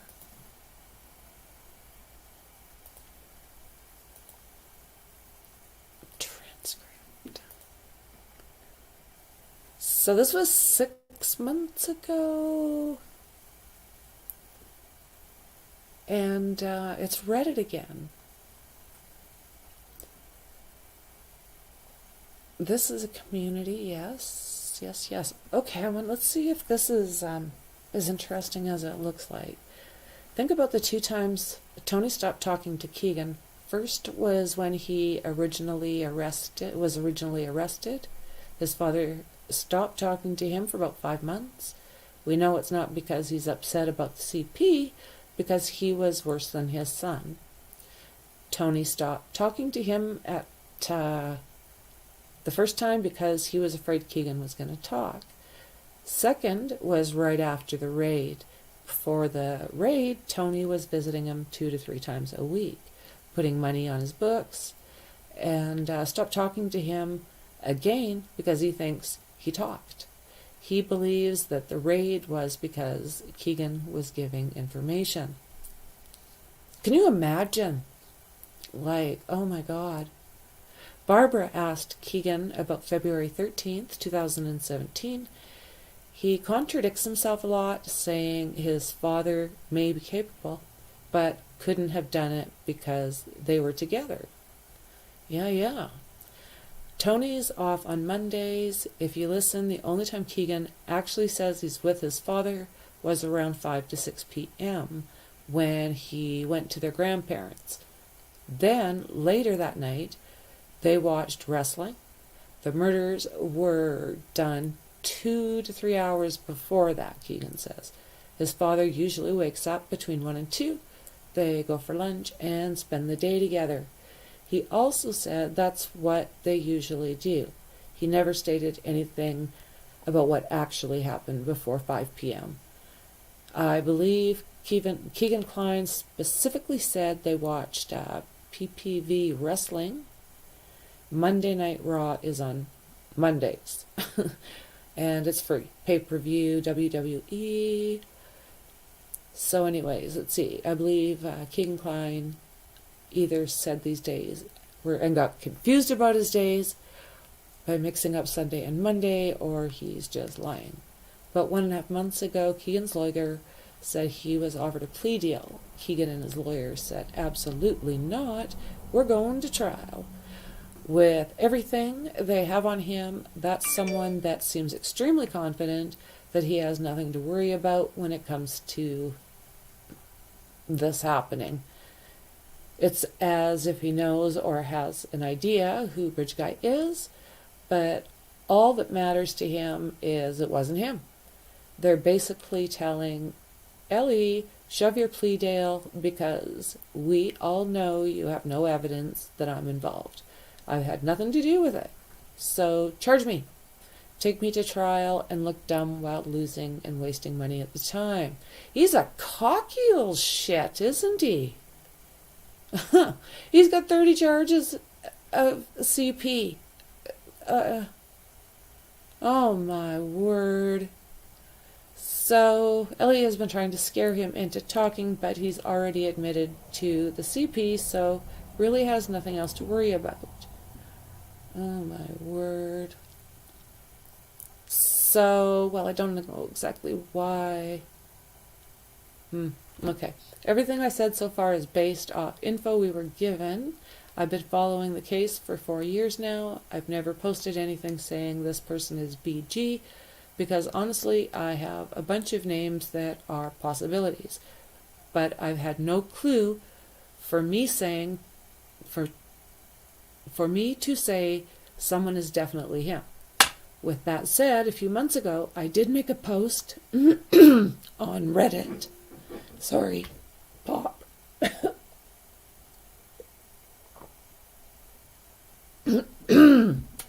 I don't know how some of these people do 8-hour lives and still have a voice. So with that said, a few months ago, I did make a post on Reddit saying I strongly believe Tony Kline can be BG.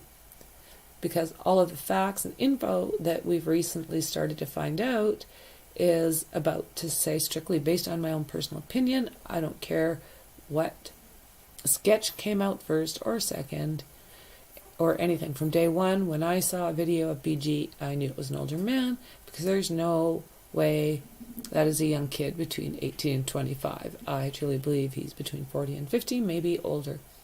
His voice is older. You know what? This is true, what I'm reading here. Like, this is this gal's opinion, but I have to say I agree with a lot of what she's saying.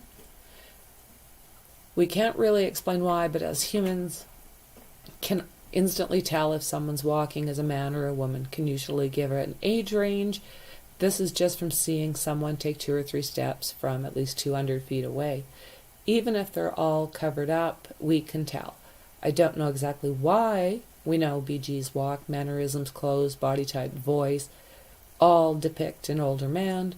Even if I was an 18-year-old and put on those clothes, I would still look and walk like a kid wearing older clothes to make himself look older. Like, why is that kid wearing oversized old clothes? BG is supposed to be wearing those clothes because they're his. There's a picture of Tony and Keegan with the mountains behind them, possibly Hoover Dam. We were looking at that not long ago. That's how I pictured BG before I ever knew Tony Klein.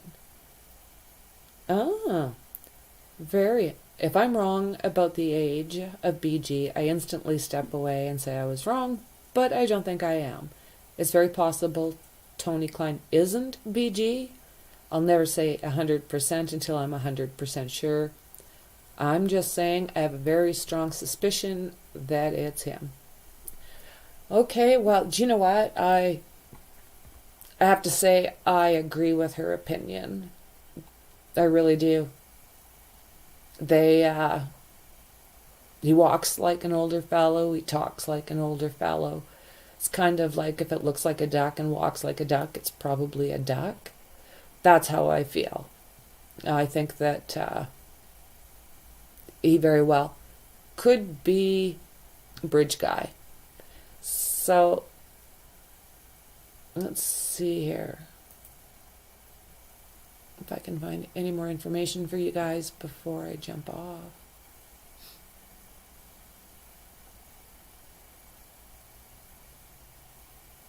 I don't recognize a lot of this stuff. So what are you guys thinking? Is it possible that Keegan and his dad have done this?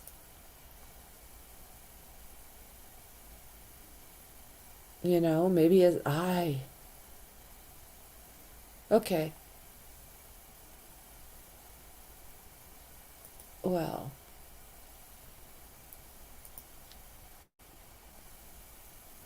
Do you think both of them had something to do with it? Do you think just one of them or neither? I'm gonna see if there's anything on the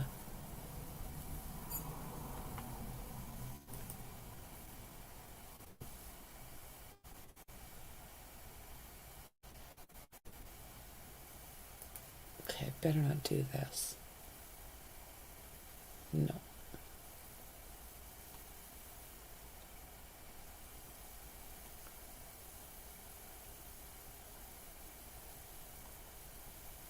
I'm trying to see if there's even a little clip or something.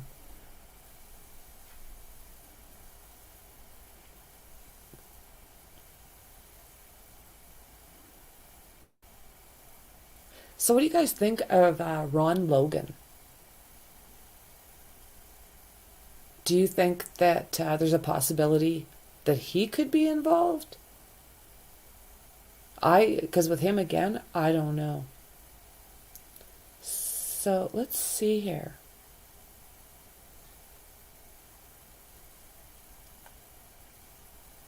I'll try in here for you. It's a chilly day here in the mountains. So, okay. This is just a clip. I think we'll bring you over here. And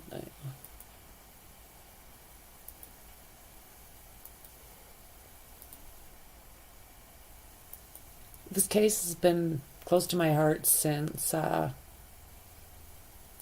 found out about it.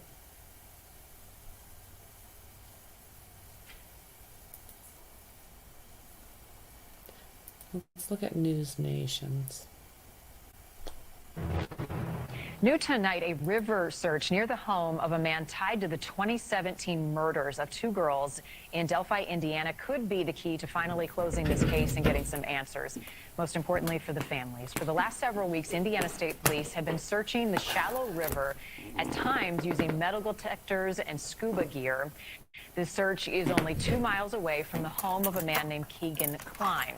His home was raided in the weeks after the bodies of Abby Williams and Libby German were found in Delphi off the popular Monon Trail. Keegan Klein's home is about 37 miles from where the murders took place, and he is believed to have communicated with Libby online through a fake social media account only days before her murder. He has never been named a suspect in the case, however. Anya Kane and Kevin Greenlee are the co-hosts of the Murder Sheet podcast, and they have been following this case very... Yes, these two. I know I wasn't saying her name properly.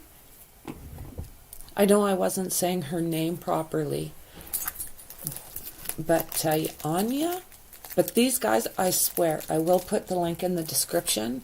And yeah, follow them if you like to keep up-to-date and accurate information as far as the Delphi girls. Abby and Libby. Closely and join us tonight live. Thank you to you both. So I understand you received a word that police were searching the Wabash River near Peru. You went there. What did you witness? Yes, thanks so much for having us on. We drove up there on August 23rd, and we stood on a nearby pedestrian bridge and observed about 12 searchers combing the very shallow Wabash River, seemingly holding things like spades, buckets, possibly metal detectors, and they appeared to be ISP personnel, Indiana State Police personnel, judging by the vehicles parked nearby. Police have not confirmed if this has anything to do with the Delphi murders. What are your sources sharing with you tonight if, in fact, they are out there looking for evidence connected to the girls' deaths? Well, not just our sources, but also there's some court documents which strongly indicate that this search is, in fact, tied to the Delphi murders. About a week and a half ago, Kegan Klein's defense attorney filed a request with the court to delay a pretrial hearing because he said negotiations involving his client were then in process. Subsequent to that, Kegan Klein, who had been in the custody of the Miami County Sheriff, was temporarily placed in the custody of the Indiana State Police, and it was about that time that this search of the Wabash River began. In August 20. I find that interesting, the timing. He's been a couple of times held back, and yeah, I really, really wonder how much they've got. I do. In my mind, they're close. 2020. So he's been incarcerated for quite some time.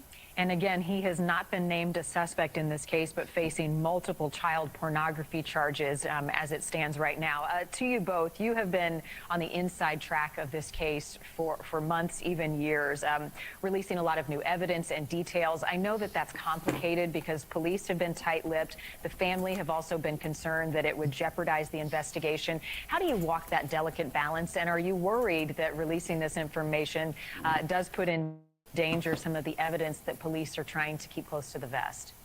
Yeah, it's a great question. I'd say generally we try to walk that line by being overly cautious. There are plenty of items that, upon talking with police, we have not revealed at this point or not publicized. But we just sort of see things as an ongoing conversation between us, law enforcement sources, law enforcement personnel who are enabled to speak on the investigation, as well as the family. We try to let them know ahead of time what we're doing, what we're working on, just so that there's no surprises and that we can kind of have conversations around what could be harmful, what could be helpful, and sort of the reason why we're putting out, some information and why we might hold back other pieces of information. And the public's curiosity in this case stretches from coast to coast. February marked 5 years since the girls were murdered. There is this video that Libby captured on her phone. We're told that it lasts 43 seconds. We've only... So 43 seconds that it's lasted. This is a really good interview. And I just can't say enough. I'm so sorry. Can't say enough about these two. The one guy is a lawyer, I do believe, and researcher and a lawyer. I don't know. Very well qualified to do what they do, and really great at passing through information that the public can have versus putting out stuff that's going to hurt the case. I think they're truly there to help the case. Seen a portion where the man in the video says down the hill. Have you seen any more of that video or anything more that you can share without giving too much away about what else police have? We have not personally seen any more of that video or heard any more of the recording, but I can say that just in terms of what police have, I think it's so important for us, everyone in the public and the media, to remember that there's so much that we don't know about this investigation. Like, this is an underground river, basically, and there are details that have not yet come to light. And, we're definitely looking to find out some of that so we can report on it better. But it's certainly something that the investigation is very much, speeding ahead at full force. And I think that's important to remember. Yeah, the search for answers and justice for these two beautiful girls. And the family has said that there is DNA evidence. We hope that the investigators on this case are getting closer. We appreciate you both coming on, as always, giving us an update. Thank you. Thank you. Thank you for watching. Go to newsnationnow.com to find News Nation on your television provider. And So, yeah, definitely. Like I said, you can tell even by listening to them that they're on the ball. They're on the ball. I'll see if there's anything else that's kind of up that's recent.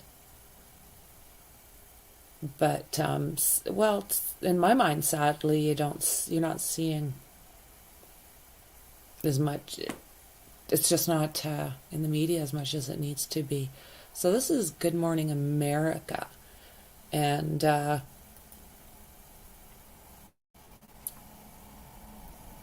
with a potential break in the case of two young Indiana girls found dead in 2017. Investigators have been searching a river near the home of a man whose name has come up in connection with this case. Alex Perez has the latest on this. Good morning, Alex. Hey, good morning, Cecilia. It's been 5 years of heartache and pain for Delphi and those who knew Abby and Libby, but they're holding on to hope this new development could possibly, finally, bring some answers. This morning, all eyes on what could be a possible new development in the unsolved murders of two Delphi, Indiana teens. Authorities seen combing this riverbed. What we're hearing from sources indicates that this is connected. The hosts of the true crime podcast, The Murder Sheet, taking these photographs of investigators scouring the Wabash River about 40 miles from where 13-year-old Abby Williams and 14-year-old Libby German were found dead 5 years ago. Despite thousands of tips since their murder in 2017, their killer still at large. Libby capturing this grainy Snapchat authorities believe shows their killer, along with this chilling recording thought to be his voice. Indiana State Police would only confirm they have a dive team in the area, but the podcasters say it's located just a few miles from the family home of this man, 28-year-old Keegan Klein, who was arrested 2 years ago and charged with child pornography and child exploitation in a separate case to which he's pleaded not guilty. According to authorities, Klein admitted to using a phony social media account with the handle Anthony_shots to communicate with minors. He created a completely false persona for himself. And we know that the Anthony Shots account was actually in communication with Libby German, who was one of the victims in this case. Klein has denied any involvement in the murders. Just days before the podcast hosts say that river search began, a court document obtained by ABC News shows that Klein was temporarily moved from the custody of his local authorities to the hands of Indiana State Police, the lead investigators in the murders of Abby and Libby. The podcast hosts say it's unclear what officers were looking for in that river. A lot of technology comes up in this case of devices that are being used to store child sexual abuse materials or communications with underage girls. And then, of course, weaponry that could have been used in the Delphi murders and any other evidence that could tie a killer to the scene or of the crime, essentially. And again, investigators would not say what exactly they were looking for in that riverbed, nor how it might be connected, possibly, to the Delphi case. Guys? All right, Alex, thank you so much. Well, hey there, GMA fans. Robin Roberts here. Thanks for checking out our YouTube.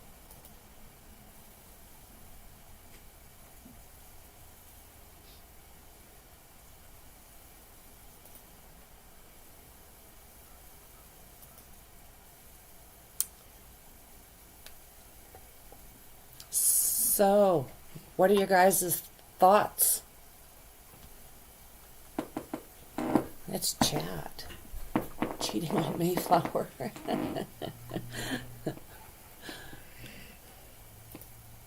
Yeah, I'm just blown away by all of this. it makes me wonder. Oops. It makes me wonder how much, they actually know. So let's see here.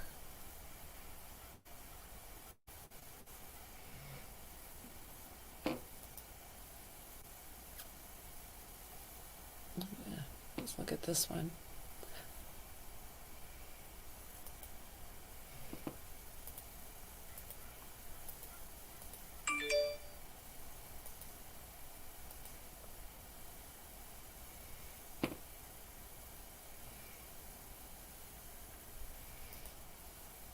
Let's try this one.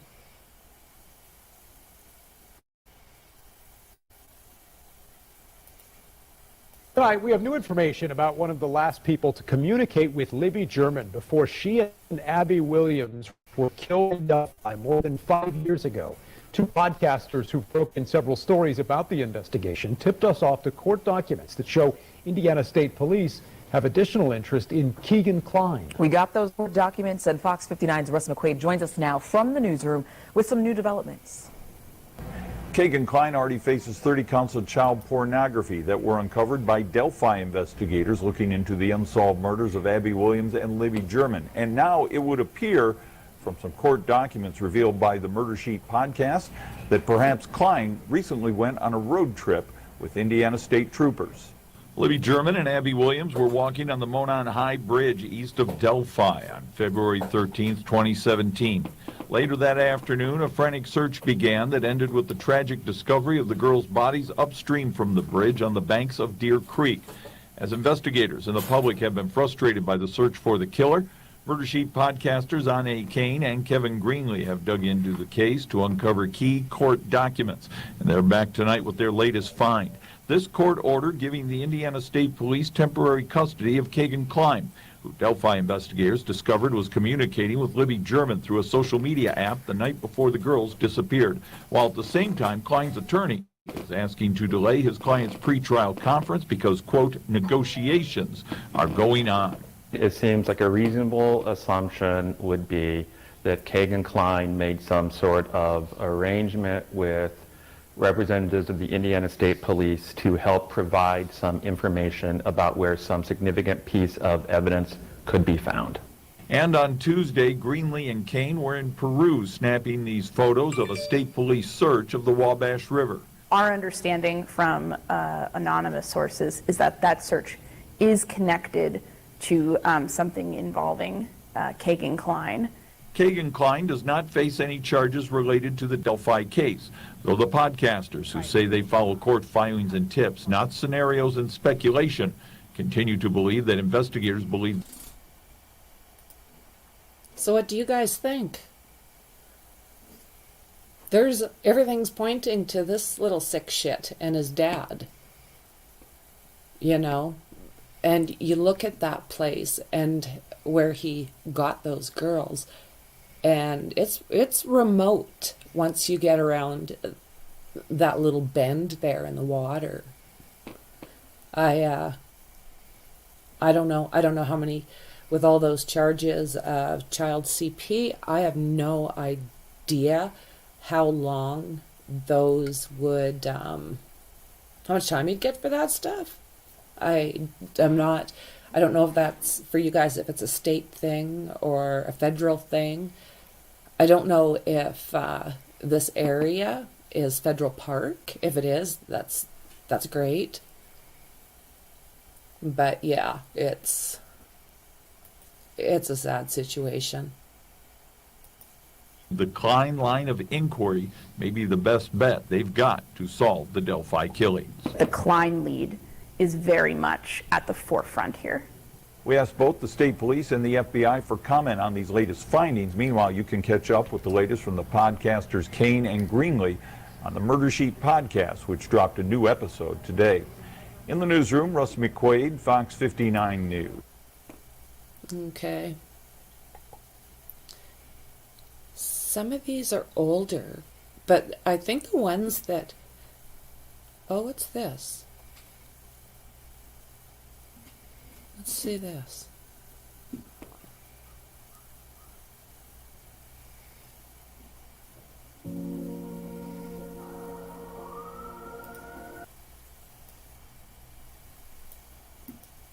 it's likely, but it's possible, or that person knew that they were going to be there.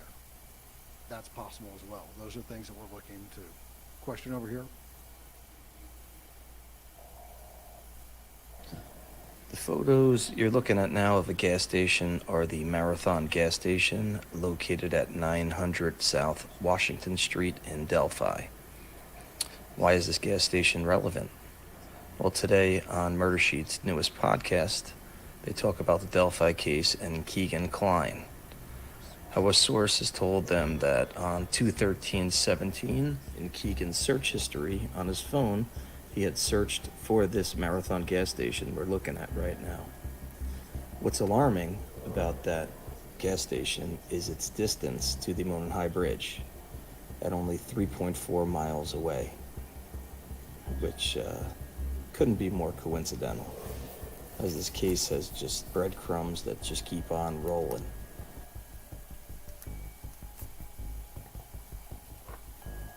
So this picture you're looking at here is something I found on 4chan. It's supposedly written by the Bicycle Bridge Road's search warrant. The best friend, Maxwell's the name of the house. And it's just interesting how he goes into the gas stations and how law enforcement was talking to all the kids at the gas stations. Now it makes sense that what they were looking for when they were at the gas stations. So getting back, so the FBI goes to Marathon with a thumb drive, and they're going to extract the data, from the surveillance footage. The gas station was very cooperative, but the thumb drive wasn't working. So the FBI asked if they could take the hard drive, which they did, brought it back to their headquarters, and then disaster strikes this case once again. And instead of getting the data off the hard drive, I think I'm not going to do this one. Hang on here.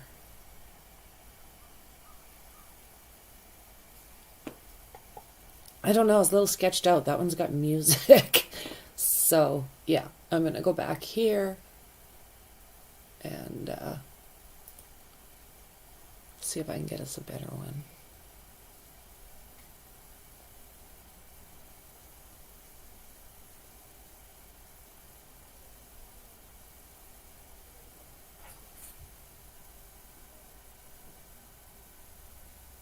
Looking.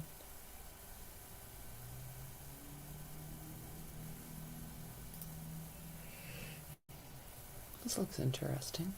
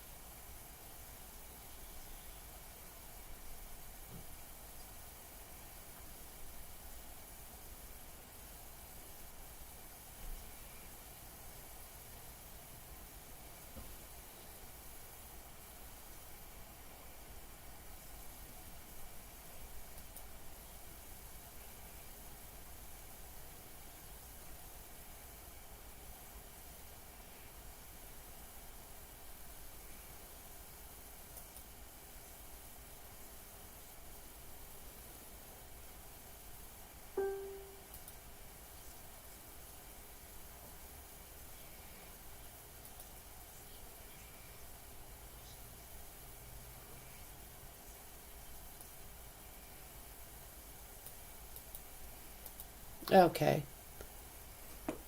I think I know what's going to happen here. I love the chat. Hi. Oops.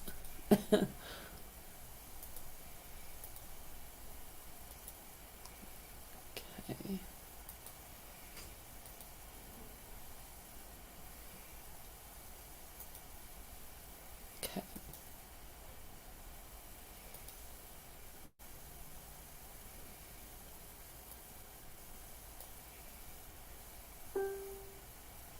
Marathon gas station we're looking at right now. This what's is that alarming. guy with the music, so I don't want that.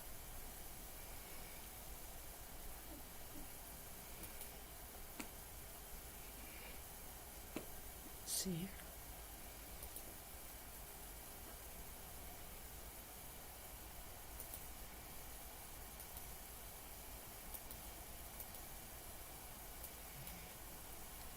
I'm paranoid about the damn music now. Okay. Let's take a look at this. I'm very interested in this river search. I don't know how you guys think, but I want to know what they found. I want to begin with these breaking new details emerging tonight as Indiana State Police search a river near the home of Kegan Kline. This is the man in jail on charges of child porn and exploitation. He also admitted to creating the Anthony Shots catfish profile, which communicated with Libby German before the Delphi murders. Now, today, state police started a second week of searching the Wabash River under the Kelly Avenue Bridge in Peru.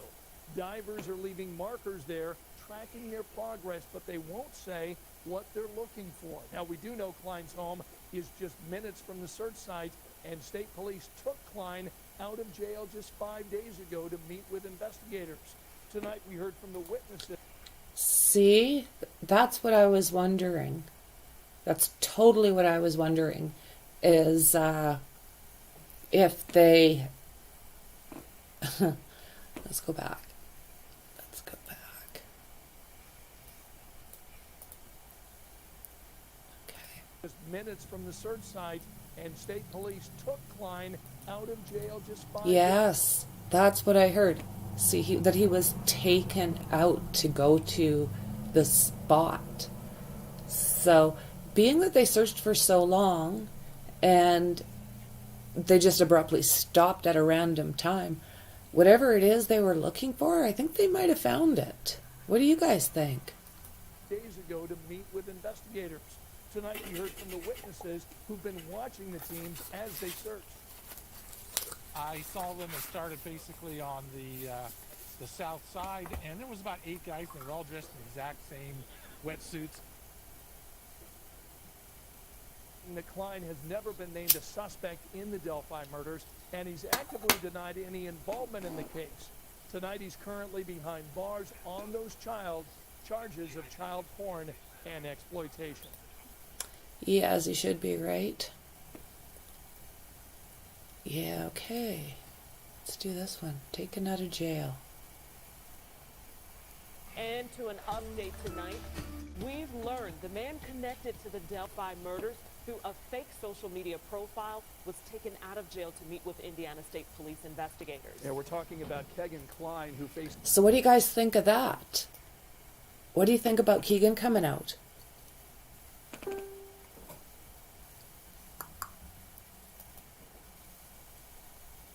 don't know.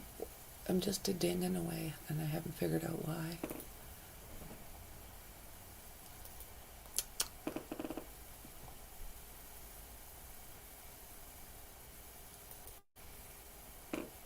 Hi, Public Art. Nice to see you. Jimmy Hoffa. Nice to see you guys.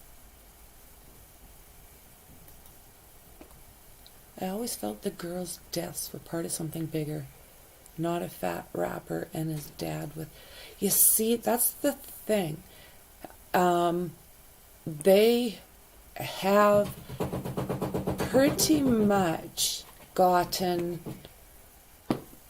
Well, they've broken up a child porn ring that is massive. So it's not... you're right, it's not just simple. I think there's a lot of moving parts.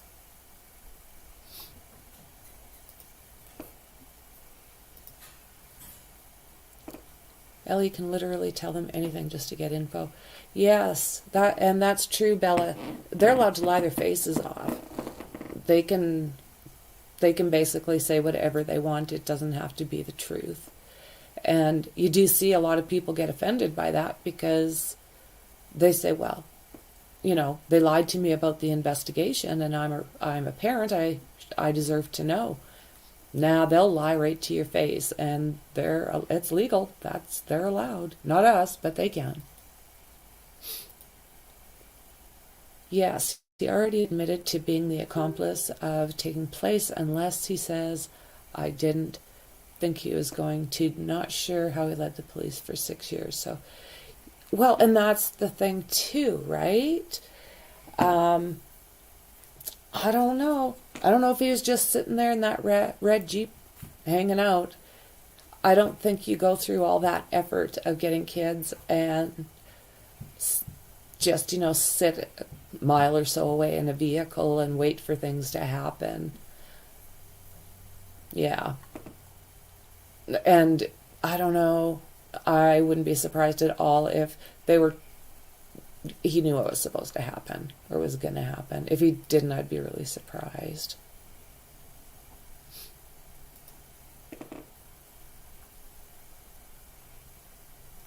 Well, it sounds like that they were staged right after this happened. Like they were taken from wherever this happened and just placed, I don't know how far away, but placed by this guy or guys. And yeah, I don't understand those sick brains. I can't even comprehend it.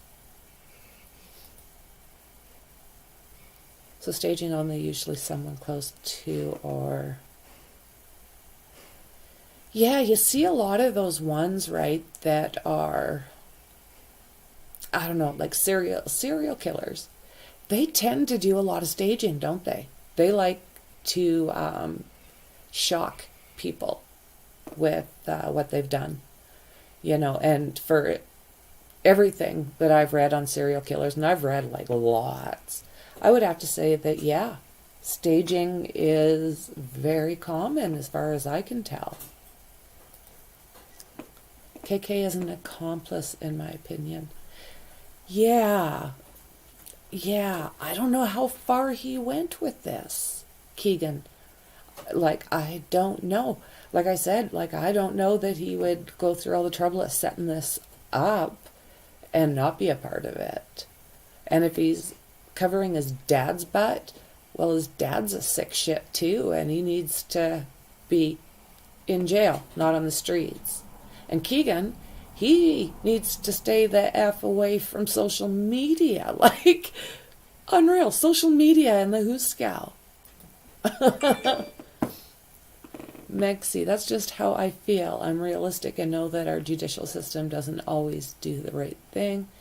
But holy shit, if they're both involved, I want them both to get it. No deals. Exactly. And I have noticed that a lot of times in these cases, they do get plead out before they go to court, you know. And there is a case here in Canada. They called it the Ken and Barbie case. Carla Homolka and Paul Bernardo. And she was the first one to go in and talk to the cops. And she played the victim. I'm beat. I'm this. I'm that. And, you know, had nothing to do with this. I was basically forced. Well, after everything was said and done, they found videotapes that were hidden in the bathroom of that house in the rafters that showed she was fully culpable. She was doing just as much to these young girls as he was. And she's out. He's still in the Hooskow where he belongs. But she was able to plead herself down and out. She did, I don't know how long, not much at all. And yeah, he's still behind bars. I don't understand it at all. Many people are cranky about that, and no doubt. Let's see what these guys have to say again. This is charges of child pornography and exploitation that are separate from the Delphi murders of Libby German and Abby Williams. And Rich Lee, who joins us now, you've actually been following this story since it first broke on the fake Anthony Shots profile. Right. Now, Kagan Klein has never been charged in the Delphi murders, but Klein has been held in the Miami County Jail for 2 years now, awaiting trial on 30 charges involving child pornography. Court records unsealed this week show the prosecutor and Klein's attorney agreed to have him released into the temporary custody of Indiana State Police. The court granted that request last Friday. Klein was ordered returned to the Miami County Jail afterward. Now, we don't know why state police investigators wanted to meet with Klein outside of the jail or where they took him. But Klein's attorney also asked for and received another delay in the court proceedings. The attorney told the judge that the parties are currently engaged in negotiations. Now, Klein faces 30 charges involving child pornography and exploitation. And in court records, Klein admitted to creating the social media profile Anthony Shots to meet underage girls and receive sexually explicit photos. Investigators say the person behind the fake profile was one of the last to communicate with Libby German before her death. Libby and Abby's bodies were found near... You know, and one of the saddest things about this, you know, I watched Becky Patty, the grandma, say, you know, she should have been doing more and watching her social media more. And she's blaming herself. And you cannot do that. These guys are professionals at doing this and keeping the kids quiet. And she did nothing wrong. She did absolutely nothing wrong. As a grandmother, as a mother. And Libby did nothing that a normal child, 14-year-old kid would do. Hot guy's talking to me, and, you know, I don't talk to anybody because she's young. And all of a sudden, this extremely hot guy is like, hey, like, I'll meet you at the bridge. Or however it went. Not her fault. Not Grandma's fault. ...for a trail in Delphi back on February 14th, 2017. And Klein's next court date is coming up on October, it's pushed back now 7 weeks to October 20th. The jury trial is still set for January. But again, this is not directly related to the murders. Okay, what are they doing? I feel like I'm being harassed completely. Did you have anything to do with the murders of Abby or Libby? Not at all. And I gave up my DNA, a hair follicle test. I've done everything they wanted me to. In December, Delphi investigators announced that catfish account Anthony Shots was active on Instagram and Snapchat in 2016 and 2017. And they asked for anyone who interacted with that profile to come forward. But more than a year ago, then 26-year-old Kegan Klein admitted to investigators that he was behind the fake profile and that he used it to ask young girls for nude pictures and videos. Tell me about Anthony Shots. Why did you create that profile? I don't really know. I was just lonely. Oh, I don't know. Oh, I don't know. You know, this is just what I do. Just, yeah, you know. Dad taught me. Just talking to people. I don't know why I did it, really. And were you ever trying to meet these girls in real life that you were talking to? No, never. Just 11 days after the murders of Abby and Libby, task force investigators served a search warrant on the home that Kegan shared with his dad. At the time, the FBI told the Lafayette Journal and Courier they found nothing to indicate a connection to the Delphi case. Kegan's electronics were confiscated then, but he wasn't arrested until 3 years later. He's now facing 30 counts of child pornography and child solicitation in Miami County, Indiana,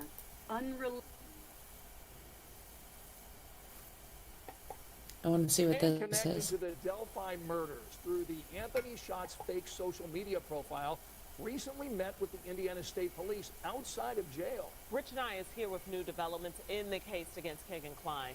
Rich? Kegan Klein has sat in the Miami County Jail for over 2 years on child pornography and exploitation charges. He has never been charged with the murders of Libby German and Abby Williams.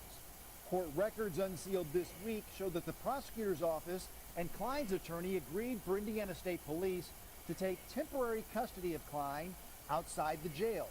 The judge granted that request Friday. We don't know why investigators wanted to meet with Klein or where they took him and what he may have told them or showed them. Klein admitted in court records to creating... I think you went to meet those girls. What do you guys think? Like, this is insane. I don't know how... If Keegan wasn't down there, and he was waiting for the guy that owns that red Jeep that looks awfully similar to his dad's red Jeep. Oh, the kid's gotta frickin' talk. Like, this is just the furthest thing from okay. It's time to talk. The Anthony Shots social media profile to meet underage girls and receive sexually explicit photos. That catfish profile was one of the last communications with Libby German before she died. The bodies of the girls were found near a trail in Delphi back on February 14, 2017.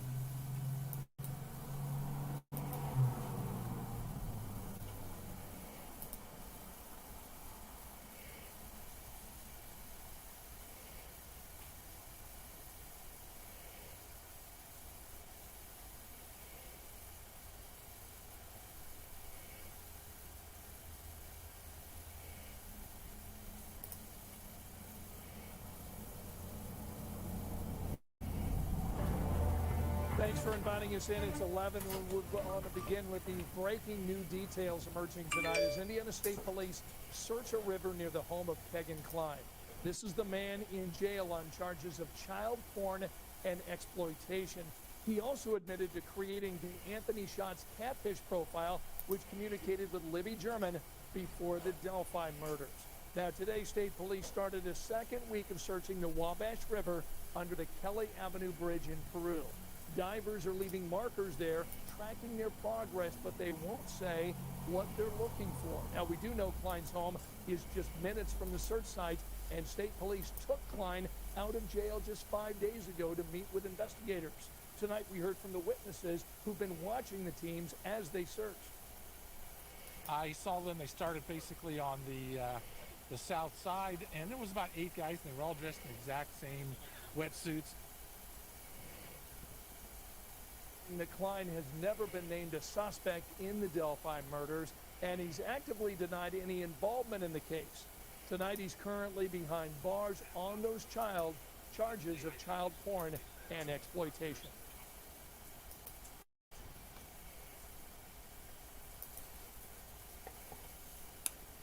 Just wow.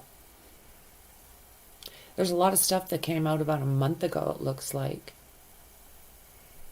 You know, I was so wrapped up with the Kylie Rodney case that I basically missed a lot of this stuff that was happening as far as Abby and Libby's case. And a lot has happened in the past month. Gray Hughes investigates. He put out a 2-hour, he digs nice and deep. Most of these are pretty long.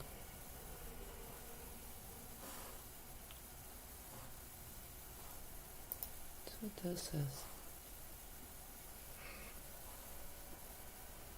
We begin with 5 o'clock with a new shocking discovery obtained by IT8 surrounding the Delphi murders. It's a story that we broke for you today on WishTV.com. It's one that a lot of people are talking about. We have new details about evidence police might have in the deaths of Abby Williams and Libby German. And it comes from a police interview with Kegan Kline, the man now in jail, accused of creating a fake social media account to get sexual pictures and videos of underage girls. IT Mate's Demi Johnson has been on this case since day one. She joins us now with more. Demi. Hey, Phil, yeah, this transcript is 194 pages long. It was given to us by the founders of the Murder Sheet podcast, who have been following the case and obtained the court documents. A source with the Indiana State Police has confirmed to me the interview transcript is authentic. In it, Kegan Kline talks about his conversations with Libby German through the Anthony Shots account. And for the first time, we see words from state police about whether they believe Kline was involved in Abby and Libby's murders. This transcript goes word by word through the interview with Kegan Kline, a state police investigator and a sheriff's deputy. It was in August 2020 as police were arresting Kline on more than 30 child porn-related charges connected to the Anthony Shots social media account. iTeam8 first reported in December of last year that Kline was connected to the account. Police are focusing on a fake social media account. And News 8 has learned that same account is tied to a child porn case here in Indiana. And that investigators in the Delphi murders were aware of it in the days immediately after the deaths of Libby German and Abby Williams. During the interview, Kline admits using the account to get sexual photos and videos of underage girls. He also admits having contact with Libby German.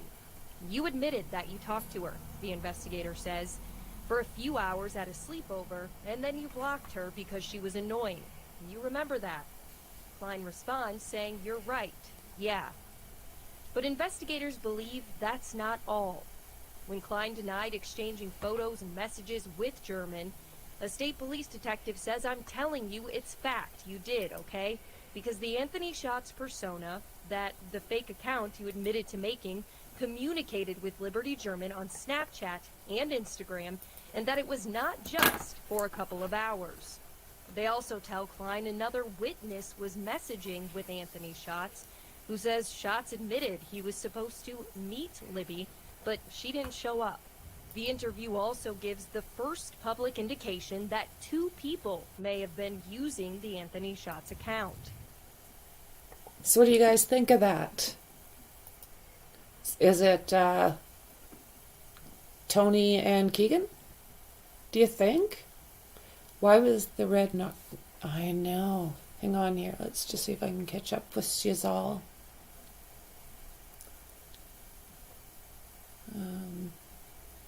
Let's see here.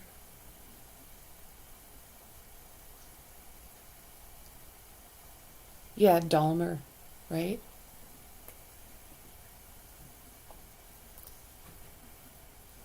Oh, you know what? I can't thank you for enough, Christine. You're always popping in. I appreciate you very much. Thank you, friend.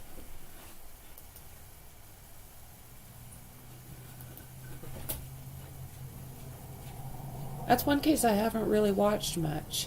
I don't know why. She bugs me a little bit, I guess.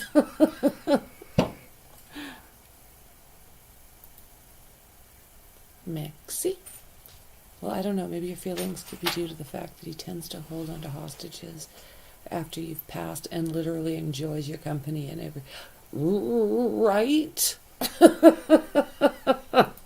Yeah. He's a creepy dude. Jimmy Hoffa. I just love your freaking name, I must say. Hello? Tony and Keegan, or Keegan and his cousin Rexler. Oh? Do tell. I'm going to write that name down.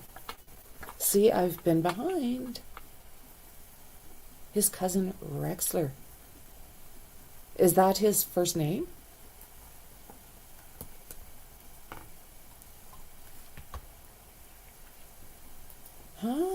Okay. Hey, Dave, in my opinion, Keegan Kline and Keegan Kline, but I'm assuming that's supposed to be Tony Kline, are involved, but not the killers. Okay, interesting. You bet. You bet. I mean, all we can do is, I usually call them safety meetings, just 'cause. Nothing good than shooting the poop. And Travis Rexler, thank you. I think these sessions are really good. Like, you learn so much. And, everybody's got their own take on what is happening due to our own personal experiences in life, right? So I do enjoy sitting around and hearing everybody's opinions on some of these cases because, there's nothing better than a good chit-chat to, try and get a grasp on some of these things. Let's see here. We'll go back to this for a minute. As detectives detail February 13th, 2017, the day Abby and Libby went missing, investigators tell Klein, 8 o'clock in the morning at your house where you and your dad lived, 2 separate devices. See the numbers here, how they're the same? Log in, log out. 1 device, log in, log out. All within minutes of each other to the same Anthony Shots Snapchat account. The detective also tells Klein, regardless of what you say, there are 2 different authors of the messages. They're not both you. They're both your devices, but the phrasing is different. It changes. It's not the same person. So we know we have multiple logins with Snapchat. We have 2 different people using Kick Messenger talking to people from your residence. Klein denied knowing who else might have accessed the account. During the interview, Klein twice references the polygraph test he was given in the Delphi murder investigation, and both times indicates police told him he failed the test. And just before the interview ends, the detective reminds Klein that when he was asked if he knows who killed Libby and Abby, you said no both times in your polygraph. And guess what? That was deception. Now, several times throughout the interview, Klein denies killing Abby and Libby. We want to be clear, Klein has not been charged in their murders. In fact, no one has been arrested in the case. It's also important to note that neither investigators nor Klein were under oath during this interview, and law enforcement is allowed to exaggerate facts and evidence during questioning. Klein is due back in court on April 14th. He faces 30 charges, including child porn and child solicitation. Stunning to see that transcript. Absolutely. Demi, you've been on this story since the first day, basically, okay? So you talked with police, Klein's family, or Klein's attorney, and the family of the girls about this transcript. What did they tell you? So Abby's mom did not want to comment, and I also tried to reach Libby's family, but they're on vacation right now, and they weren't available for an interview. So I asked state police if there was any reason we should not release this interview. They didn't give us one, and Klein's attorney did not respond to our request. Demi, you've been staying on top of this. I know you will continue to talk to family, talk to police with any updates that, you know, might be available to us. Until then, we'll make sure that we check back in with you to get more thorough views of this case. Fantastic job. I think that it's a good time to try to go down memory lane here about the timeline. Abby Williams and Libby German were dropped off at the Monon High Bridge February 13th, 2017. Police found their bodies the next day. Police released a sketch of a suspect on the 15th, then a week later released a short video, an audio clip captured on Libby's phone. 2 days later, police served a search warrant at the home of Kagan Klein and his father. In April 2019, police released a second sketch saying new information led to the updated drawing. Then, in August of 2020, prosecutors charged Klein with child porn. State police have not named him a suspect in the murders of Abby and Libby.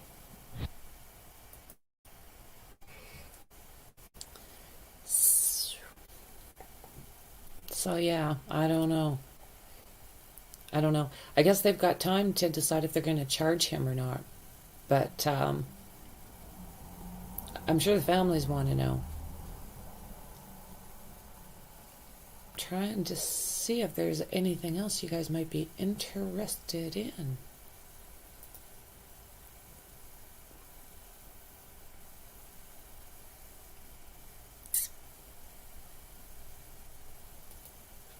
Let's look at this for a second.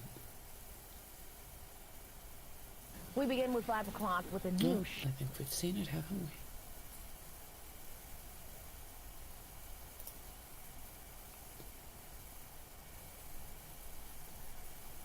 Tonight, we have new information about one of the last people to communicate with Libby German before she and Abby Williams were killed in Delphi more than 5 years ago.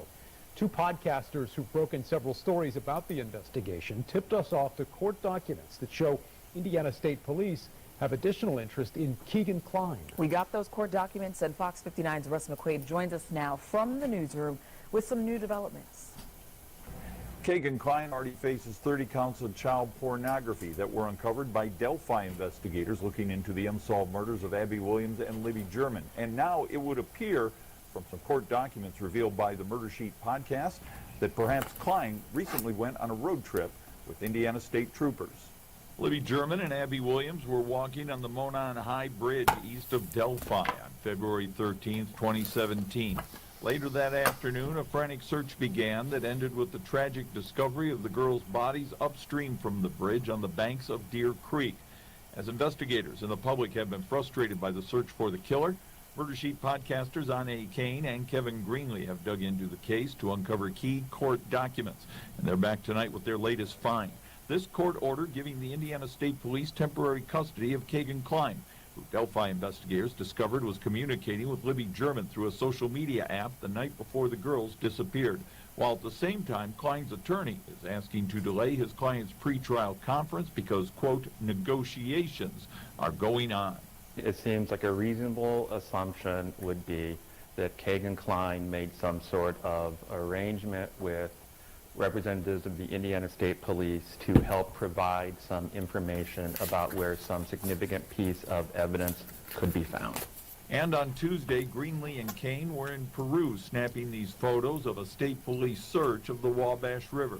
Our understanding from anonymous sources is that that search is connected to something involving Kegan Klein. Kegan Klein does not face any charges related to the Delphi case, though the podcasters who say they follow court filings and tips, not scenarios and speculation, continue to believe that investigators believe the Klein line of inquiry may be the best bet they've got to solve the Delphi killings. The Klein lead is very much at the forefront here. We asked both the state police and the FBI for comment on these latest findings. Meanwhile, you can catch up with the latest from the podcasters Kane and Greenlee on the Murder Sheet podcast, which dropped a new episode today. In the newsroom, Russ McQuaid, Fox 59 News. Russ, thank you. Okay, I think I found something else that's kind of interesting too. So back for here.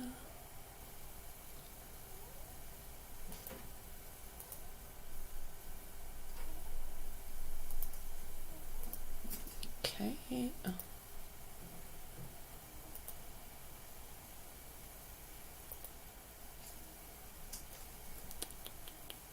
This looks very interesting. A walk down the crime scene. I'll turn that up.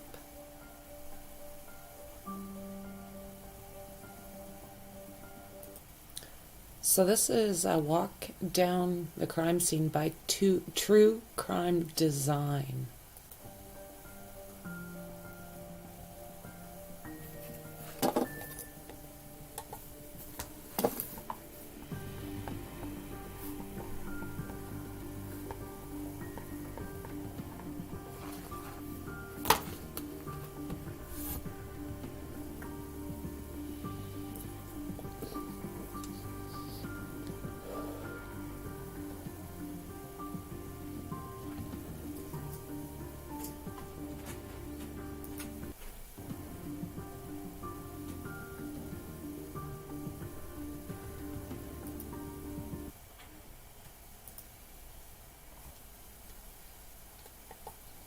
That gives a really good description of where everything is. See? What they're saying is, okay, the girls came down this way. They go across the bridge. And those photographs are taken somewhere in here where they tell the girls to go down the hill. So the way it seems is that the girls, the girls went, down. How did they do that? Because I think they found Abby's shoe right here. So that means that they went down either side. I think they would have gone down this side. And then they had to cross the water. And something happened in here.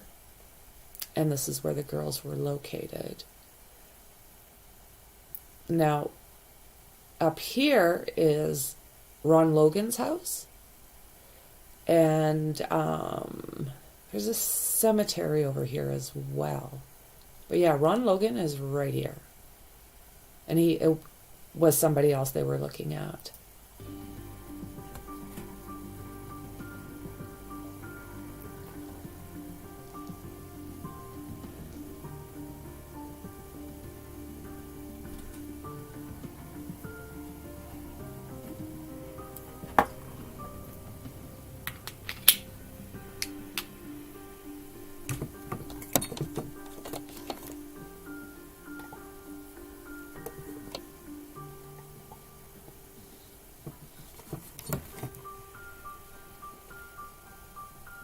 that you have to know the Delphi area to go across that bridge. Well, that's why I say that. Mhm. If you haven't walked across the bridge, you don't understand, right? Yeah, like that bridge But is scary. It is scary. Mhm. There hasn't been a train on that track since I think 1929. Look at that. Look at that, eh? And I don't know where I seen it. Like I said, I've done a couple videos on this, and one of them, it gave a really good view of what it looks like from underneath as to how high this goes, and then another one as to how far down it goes. It was interesting. Mhm. Yeah, that bridge scares me. Sorry.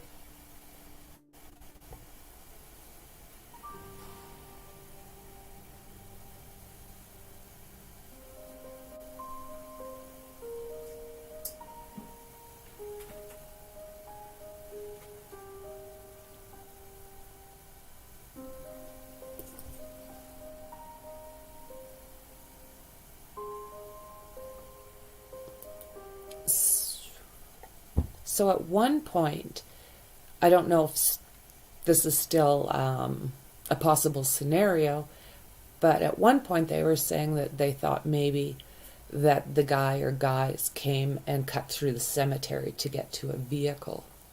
But I don't know if that's still a scenario they're looking at.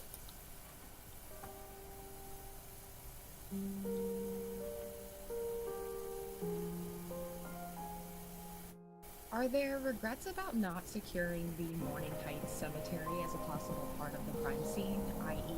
possible exit route of the killers? Sheriff Libbys responded, at the time it was uncertain exactly what the, quote, totality of the circumstances were.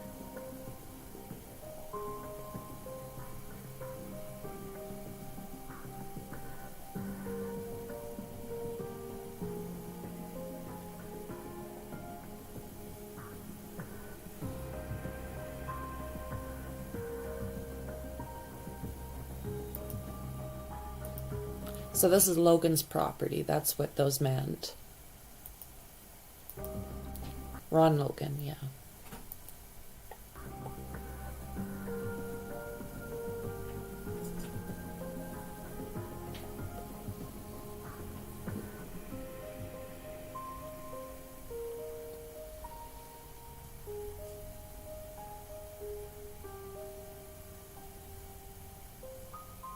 There are many residents of the county that have never been on the trails. Describe the terrain of where the girls were found. What is the most direct route out of the area they were found? How long of a walk from where they entered to where they were found? Libbys responded, very similar to one of the state's parks. A lot of hills, brush, trees. Directly south of the Morning Heights Cemetery, private property. I do not recall specific distance.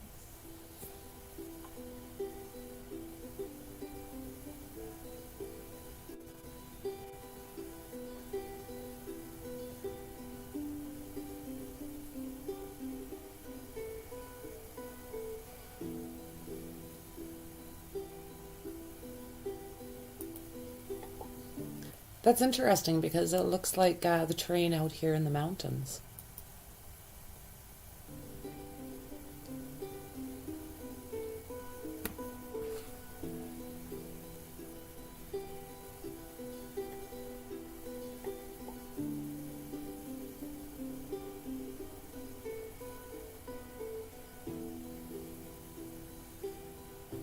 You're going to get into my soul a little bit with a question like that. Yeah, and I'm going to tell you why. I want to tell you why. Because of what my eyes have seen and what the eyes of these fellows behind me have seen that you haven't seen. About 3/4 of a mile from here. I have heard this guy talk a few times, and I believe whatever they seen traumatized many of them. I don't think that this was something that typically you would see even in a homicide case. I think whoever did this did some sick shit, and These guys seen it. They had to work with it, and that would be devastating.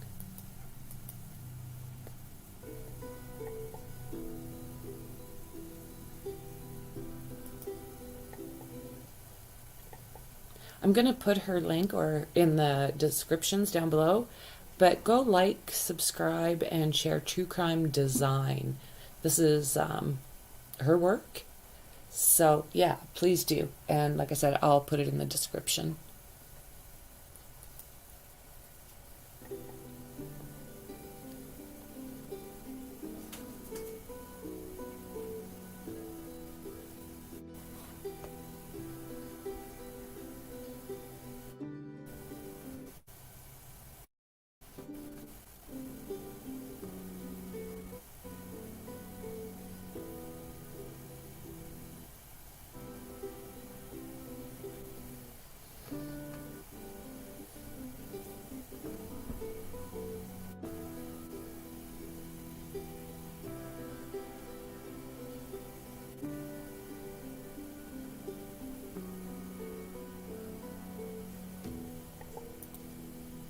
Look at how close they were, you know, but trees and brush and all that stuff, honestly, you pretty much can't see stuff unless you're right on top of it.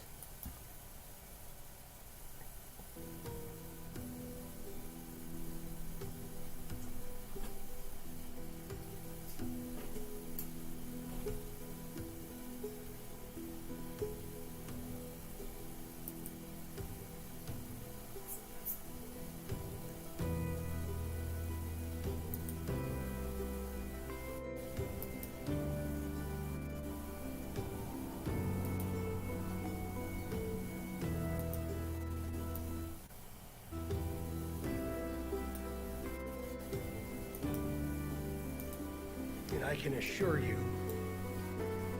that how you left them in that woods is not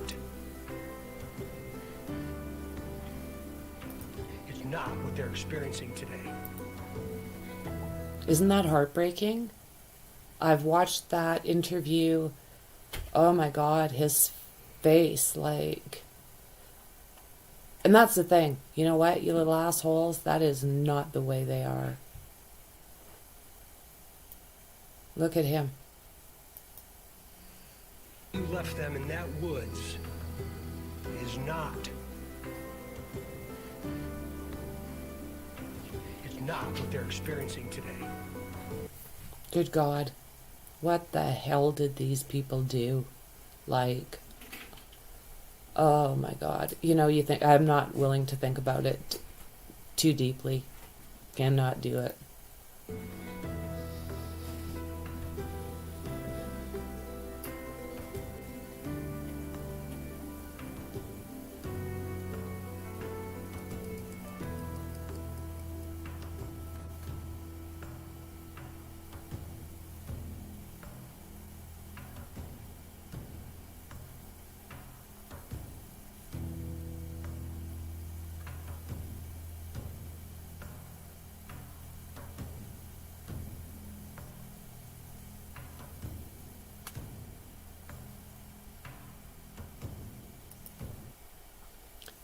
It's very disturbing to me.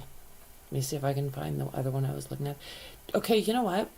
This is Inside Edition. And I don't know if you've seen Ron Logan, but let's take a peek at him. And what I want you to do is look what he's wearing. Look how he stands. Just kind of pay attention to what he looks like and how he moves. Shocking new twist in the hunt for the killer of those two Indiana teenagers 5 years ago. It centers on this man, Ron Logan, who owned the property where the bodies of Abby Williams and Libby German were found. An FBI search warrant has just been released, revealing they searched Logan's home. Logan has been the focus of attention from day one. Inside Edition Stephen Fabian interviewed him in 2017. You just cannot believe this terrible thing that happened to the community and the families actually happened here on my property in my backyard. He claimed he had an alibi, buying tropical fish 20 miles away. See, I was not home during the time that all this was happening. I was in So what he's telling this fellow, I don't know if it get clarified, but he's feeding this guy a line of bullshit. Lafayette, and I didn't get home until approximately 6:30 in the evening, and then the neighbor stopped to ask for permission to look back here for the girls. Liberty German shot this chilling image of the killer approaching the girls on a hiking trail, and she recorded the killer's voice. What do you hear on there? Nothing that I recognize at all. No one. I don't home to. Liberty German, the girls on a hiking. What do you hear? Okay. What do you? What do you guys think? Like, listen to him. And she recorded the killer's voice. What do you hear on there? Nothing that I recognize at all. No one. I don't recognize the voice at all. Stephen asked Ron Logan to repeat those same chilling words. Listen. Down the hill. The newly revealed search warrant says Ron Logan's. So what do you guys think? Do you think they sound similar? And I've also watched other interviews where they say that his voice, Bridge Guy's voice, is like Keegan's. So I don't know. His voice was not inconsistent with that of the person in the video. And that image of the suspect, the warrant declares Logan's physical build is consistent with the suspect. Logan had his own take. The picture is of such poor quality, it doesn't look like anyone I've ever seen. We spoke to Anya Kane and Kevin Greenlee of the true crime podcast Murder Sheet. They obtained the warrant. I'm not necessarily convinced that Ron Logan was involved in this. Some of the circumstantial evidence against him is intriguing and should absolutely be looked at. Logan is now dead, reportedly of COVID. He was never charged in the case, and it is unclear whether he was ever Okay.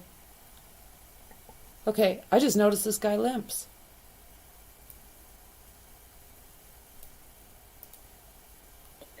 Logan is now dead, reportedly of COVID. He was never charged in the case, and it is unclear whether he was ever considered an official suspect. Oh.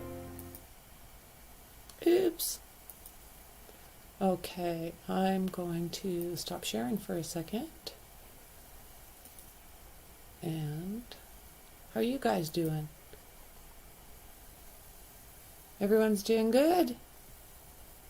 Nice to see you, Boston. SD. Welcome, welcome. Everybody, welcome, welcome. Nice to see y'all.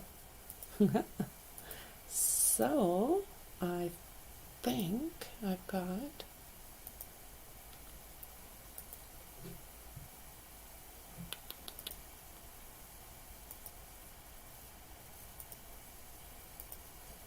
okay, where to go?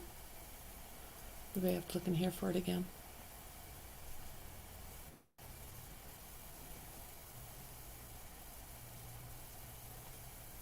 Looking.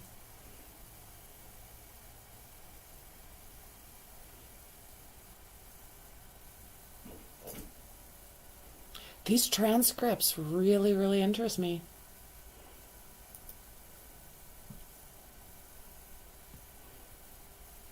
If we've seen it We begin before. 5 o'clock with a new If we've seen it before, I'll get. Yeah, we have.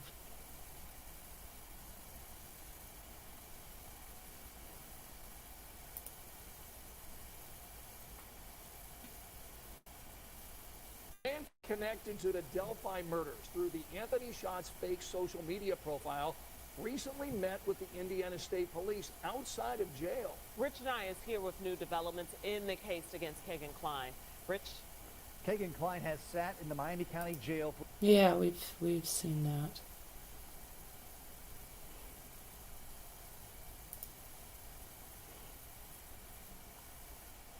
Tonight, we have new information about one of the last people to communicate with Libby German before she and Abby Williams were killed in Delphi more than 5 years ago. Two podcasters who've broken several stories about the investigation tipped us off to court documents that show Indiana State Police have additional interest in Keegan Kline. We got those court documents, and Fox 59's Russ McQuaid joins us now from the newsroom with some new developments.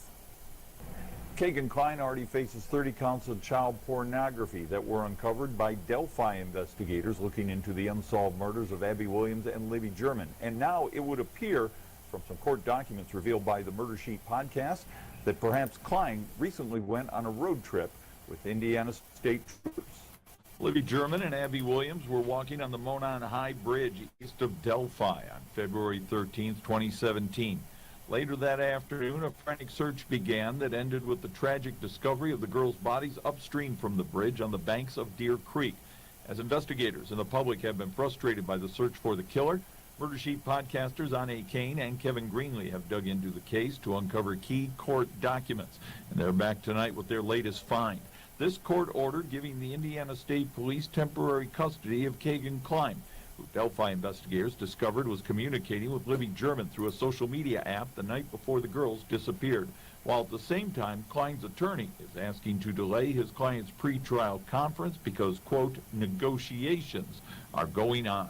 It seems like a reasonable assumption would be that Keegan Kline made some sort of arrangement with representatives of the Indiana State Police to help provide some information about where some significant piece of evidence could be found. And on Tuesday, Greenlee and Kane were in Peru snapping these photos of a state police search of the Wabash River. Our understanding from anonymous sources is that that search is connected to something involving Keegan Kline. Keegan Kline does not face any charges related to the Delphi case, though the podcasters who say they follow court filings and tips, not scenarios and speculation, continue to believe that investigators believe the Kline line of inquiry may be the best bet they've got to solve the Delphi killings. The Kline lead is very much at the forefront here. We asked both the state police and the FBI for comment on these latest findings. Meanwhile, you can catch up with the latest from the podcasters Kane and Greenlee on the Murder Sheet podcast, which dropped a new episode today. In the newsroom, Russ McQuaid, Fox 59 News.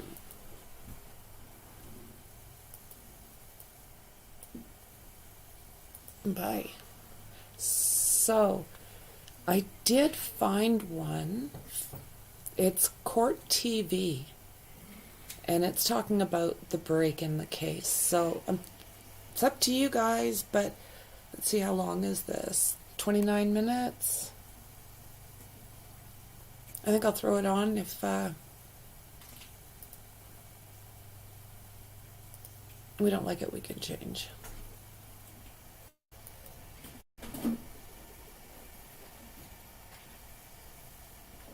No. No. What have I done this time? No, no. No, no. Okay, what the hell? Let me find this again now.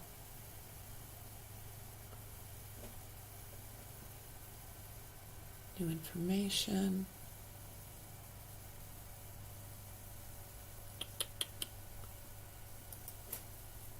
Okay. Let's take a peek. How y'all doing?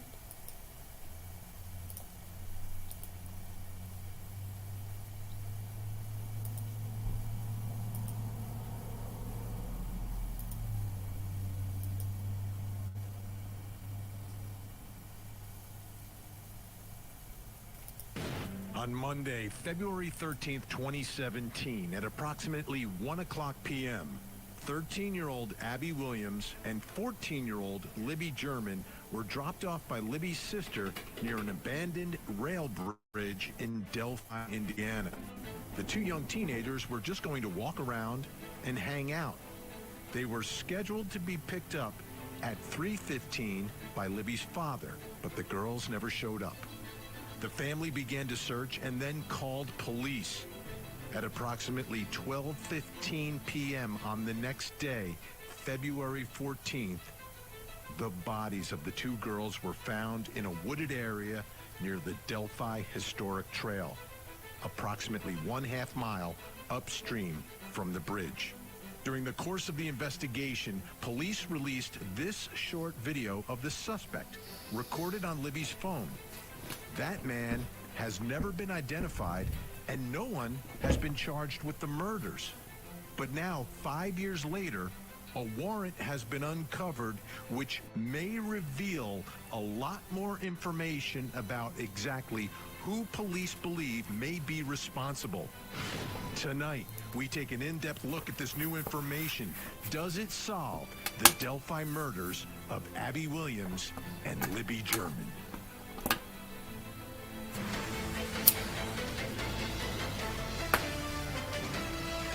I'm Benny Politan. Great to have you with us tonight here for Closing Arguments. And tonight we are taking a deep dive into the Delphi murders. And as I sit here tonight, I am still surprised, somewhat shocked that 5 years later, this case has not been solved. But new information we're going to take a look at tonight may open some eyes about what really happened to Abby and Libby. Now, let's begin with what I think is at the heart of all of this, which are police in this case. And police are in charge of this investigation. And generally, you know, folks like you and I in the true crime world, we like to believe in and trust our police. And they have a job to do. Their job is simple but not easy, right? Arrest the bad guys. That's what they have to do. Figure out who it is that committed the crime. In this case, we're talking about the murder of two young teenage girls. And that's their mission. And whatever it takes to get that done, that's what they will do. Now, in this story, in this investigation, in this case, there's another party that is very involved and invested in all of this, and that's the media. The media absolutely invested in this case, and the job of the media always is to get the story, right? Get the story. Find out what the story is. And in this case, the story is, who are these young girls? What happened to them? And finally, who is responsible? And you and I both know that in the world of true crime, you know, investigators are doing their job. The media, when I say media, I mean, you know, guys like me, folks like Judge Ashley here on Court TV, podcasters, writers, anyone, all members of the media, all trying to get that story. But we don't have the whole story here. And police have not gotten the bad guy yet, which gets me to the relationship between the police and media. You know, we're sometimes great friends, sometimes we're enemies. And sometimes it's like the media gets angry at investigators for whatever reason. You're not giving us the information, you're not answering the questions. Sometimes investigators get angry with us because we're asking too many questions. Or there are a bunch of questions when it comes to this case, isn't there? Do you guys think that with what's been going on, do you think we're going to get any answers? Do you think whatever they found, if they found it, is going to help? What do you think they were looking for? I have so many questions. Let's see, you guys. Oh, okay, you guys are always so interesting. Let's see here. Could have Klein got them down the hill and handed them off to someone? I mean, anything's possible, right? That's absolutely possible.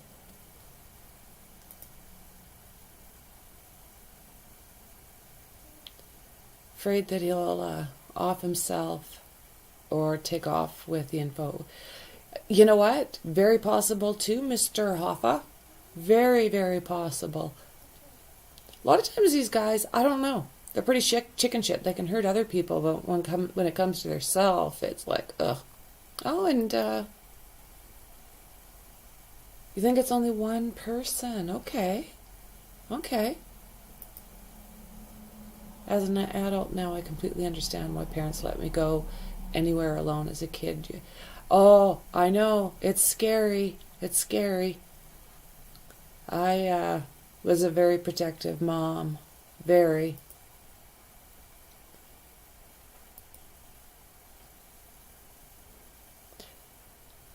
Right? This is something new. Wait, Bella, are you saying there was a possible witness? I'd love to know. I've never heard of a witness. Wouldn't that be something?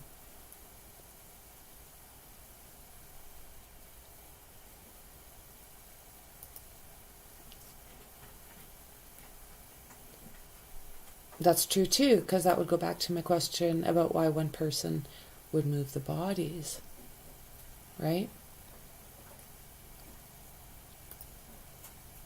I called 5 minutes ago to Miami County Jail where KK is, and he is still there and never left. Oh, so are you thinking that they didn't take him out to point out this location? I mean, it's definitely possible, right?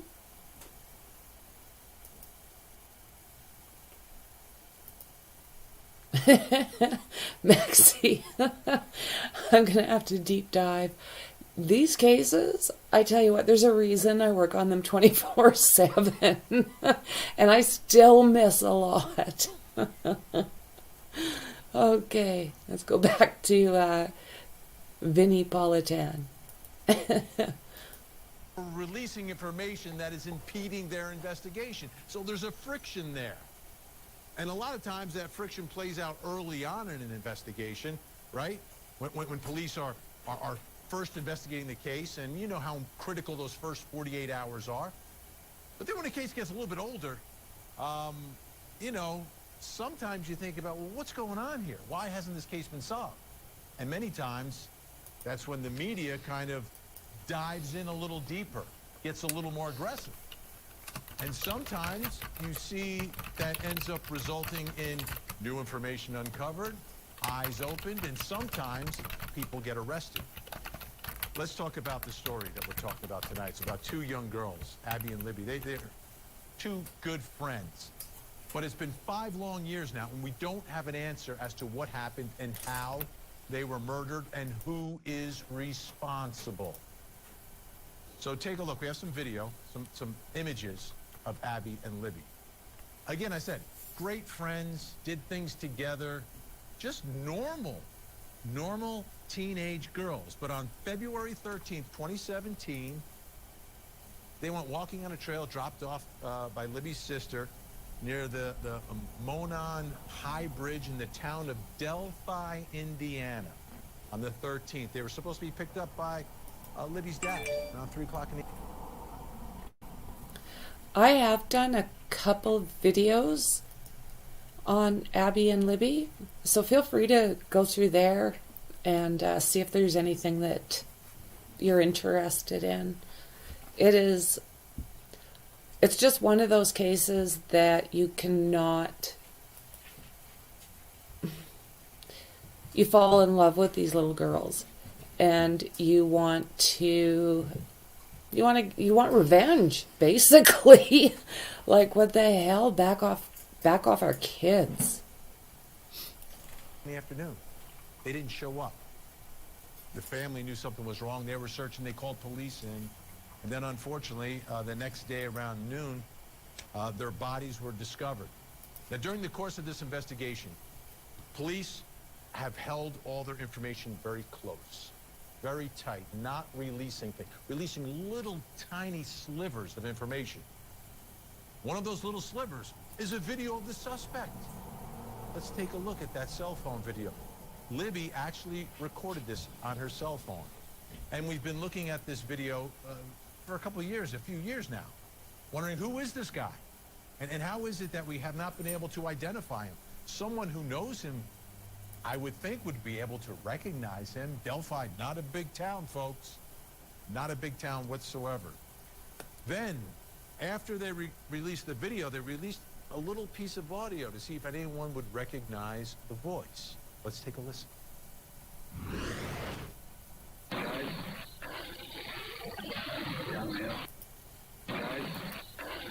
See? You're totally right. That does not sound like a young guy. I'm going to have to listen to Keegan again. And I can't say. I'll have to look. I can't say if I have heard Tony Klein's voice. I don't know if I've heard that yet to have anything to compare it to.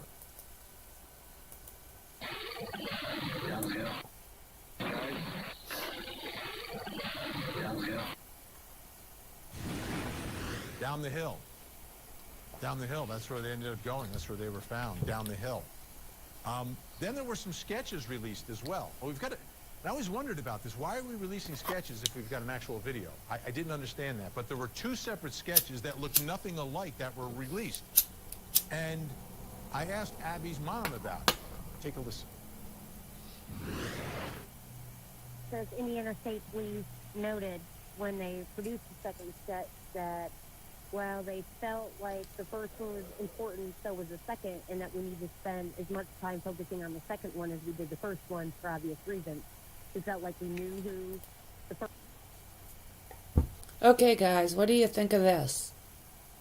So, if this happened to you, and they pushed this picture out on the media, and you're doing whatever you can to find him, how do you months later, years later actually, go, okay, yeah, just X out that guy, he's nothing, but this is who we're looking for? Well, I don't know who the hell that guy looks like. I mean, this guy could possibly be the dad, could possibly be. And, I mean, was Keegan out? I mean, doesn't look like Keegan to me, but I guess, everybody sees things differently. What do you guys think about this? These two different, like totally different faces. I don't know.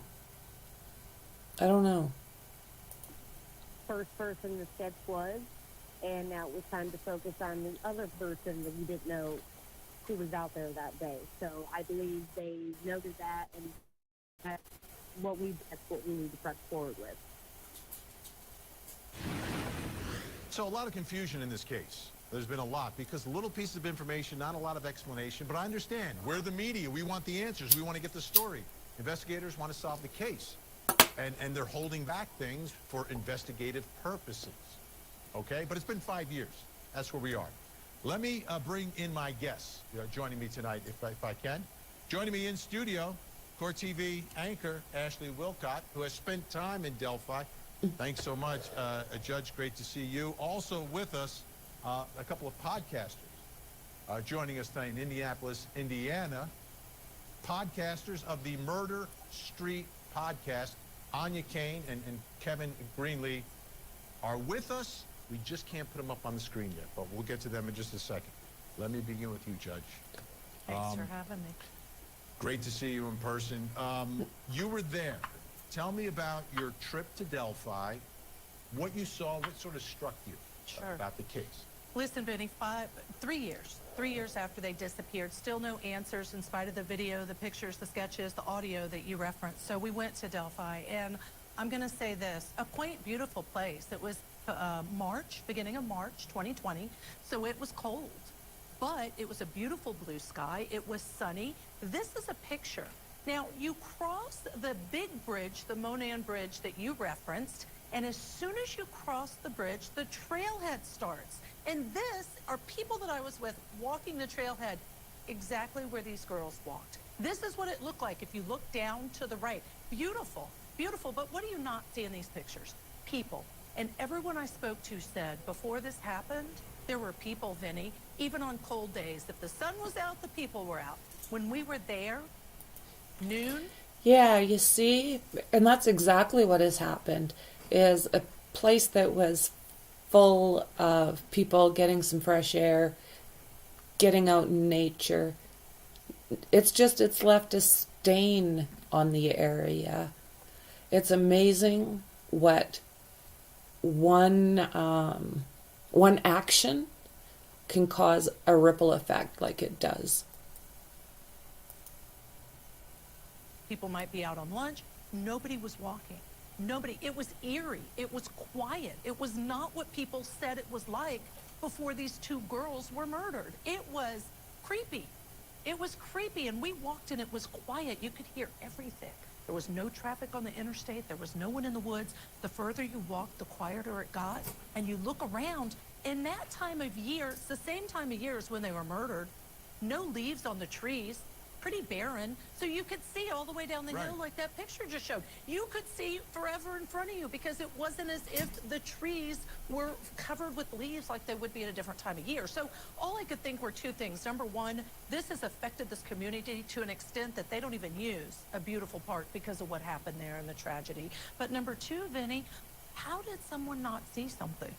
Look at what the picture just looked like. How did someone not see or hear these girls disappear and get killed?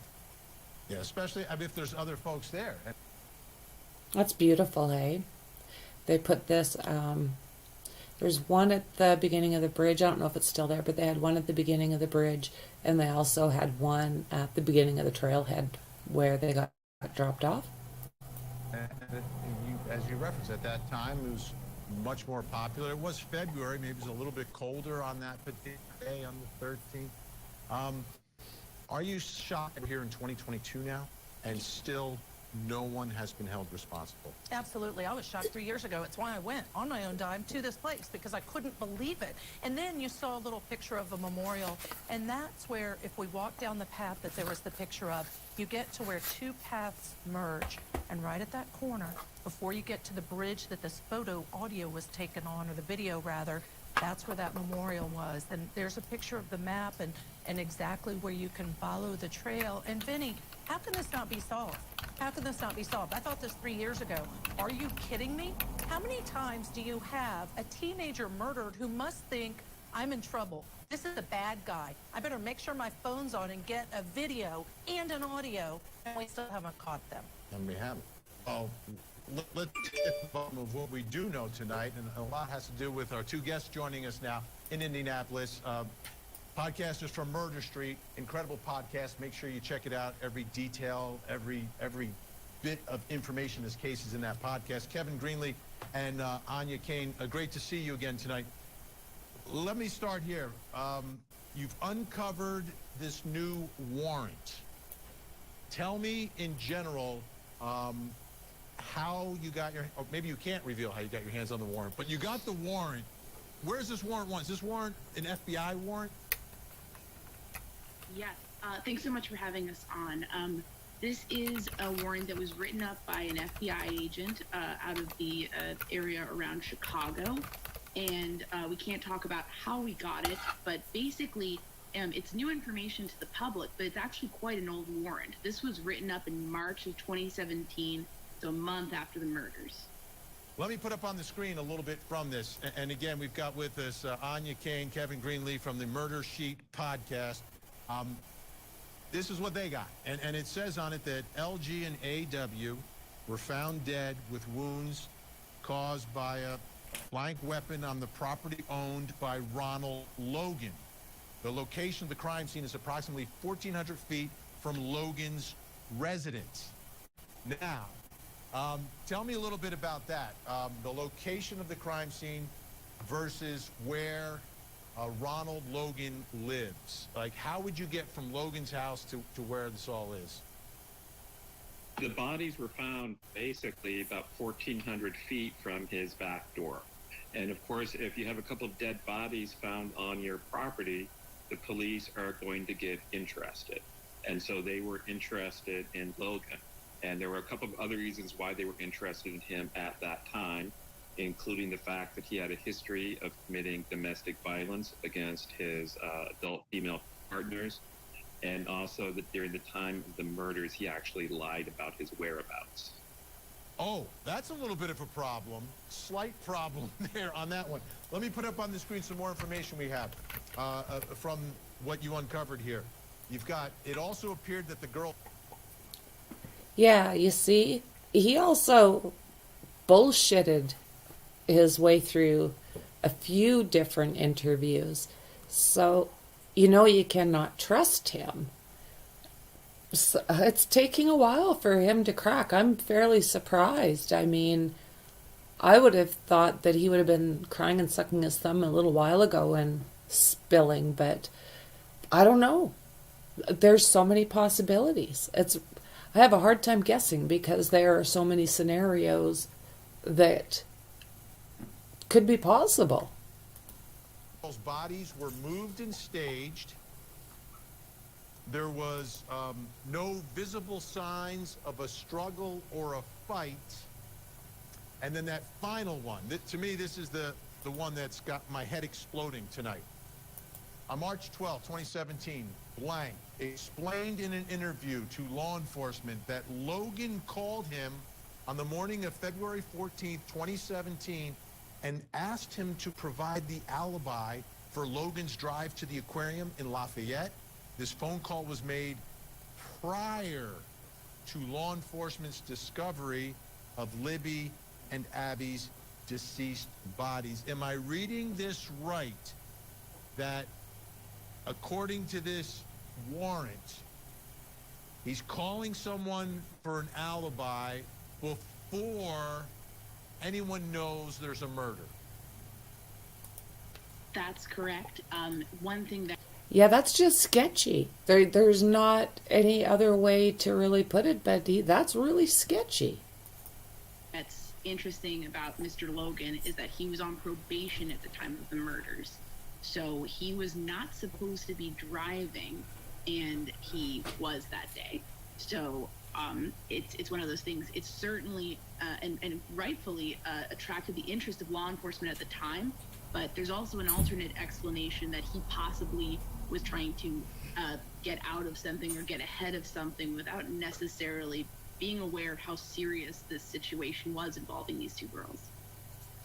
Okay, let me ask the judge. Judge, someone, all right, and he may be asking for an alibi for driving because I'm not supposed to drive because my license is suspended and I'm on probation. I don't want to get in trouble. But do you call someone up like the day after you drive? Like you haven't been. Wait, let me ask. Was he caught driving? Did anyone say you were out driving? Did someone catch him driving? Is that what happened here? They basically asked him, I believe, what were you doing this afternoon? And he was driving. So I think it was either admit to a probation violation or lie and get someone to back you up. But what's the timing of it? He's not questioned about driving until after the bodies are discovered, right? Well, the day the girls went missing, pretty much everyone in the area was asked, where were you this afternoon? Did you see anything? Okay. And so he was, so you certainly asked basic questions like that. Okay, so he's asked basic questions. All right, let me bounce this off the judge. Judge, what do you think?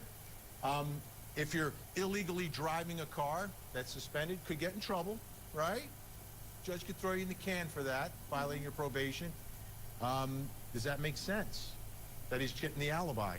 I don't think it passes the smell test, Benny. It doesn't seem like that would be the reason that a person gets an alibi. If they choose to drive while they're on probation, they choose to drive. Okay, I was driving, better get an alibi. To me, doesn't carry enough weight. I don't believe it.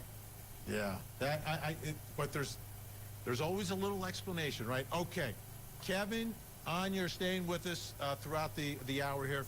Judge Ashley, working late for us tonight, coming in. Thank you so much. Thank Appreciate you, Benny. it. Great Happy to see to be you. here. Great to see you. All right, when we come back, we've got much more to get through here. Wow. How about the man who called up for the fake alibi? Taking a very close look at this case. Your thoughts about Ronald Logan and...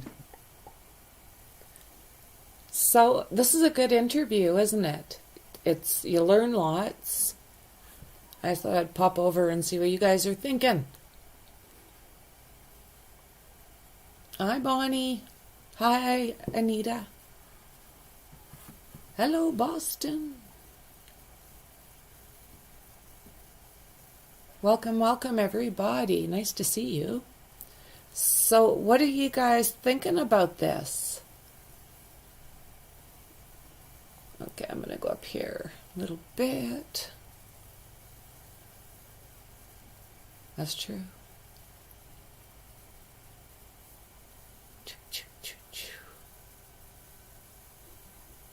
Okay, let's see here. Jimmy Hoffa.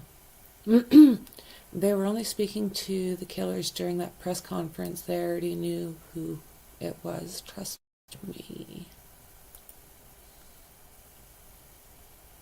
It's all in the search warrant. Absolutely.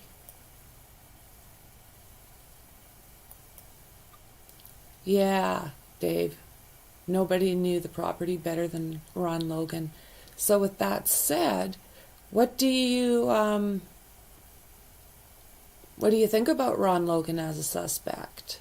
Do you think he's part of this possible trafficking ring that they have found out there? Or, you have to throw all sorts of things around, right? And I have definitely thought about whether or not Ron Logan was part of that ring that Keegan is involved with. I don't have the answer for that, though. Let's see here. Keegan was never leaving prison. They just wanted him to buckle and cough up. That was what his dad did. Yeah. You think so? So Keegan was never leaving prison. They just wanted him to... My dog is snoring. To buckle and cough up. That... That's my dog snoring.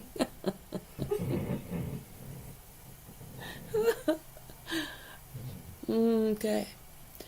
Yeah, and again, that's so very possible. I wouldn't walk there. I live in the mountains, and that's all there is here that's the way it is. It's all trees here. Mountains, rocks, waterfalls, lakes. So, yeah. There's a reason I've got 2 dogs. I'm definitely a person that likes the outdoors. And Abby just got me, she's adorable. She's the one that's snoring here. A pit bull lab cross. And she's the same age as our other dog, Jasmine, who's lab. So they're the same age, born the same month, same year, and yeah, they're at the same stage in life, so it's interesting. But yeah, man, can she snore? So yeah, you know what, Bella? I was wondering kinda the same thing, right? Nothing has really been said. They've said that they've moved, they were moved, but we don't know where from. And that's the thing. And yeah, under that bridge is very much out of sight. And one thing I've never really learned in all of this is how often people actually cross that bridge. I mean, is it just kids that do it here and there, or is it a common thing? Now, I wouldn't think it's very common unless you're doing it just for fun, like for the adrenaline, because it comes to the end there, and further back from there is that cemetery. So yeah, I don't know. And there's a few different trails in amongst, that area of trees. That's a very good question. No one has ever used those trails. That's why they kill. Oh, you don't think so? Okay. That could be. I have heard that they were quite popular, but I don't know if that's for kids or everybody, or, I mean, I would use it. I would definitely walk the trails. I agree. Digger Dave, private drive means something. Yeah.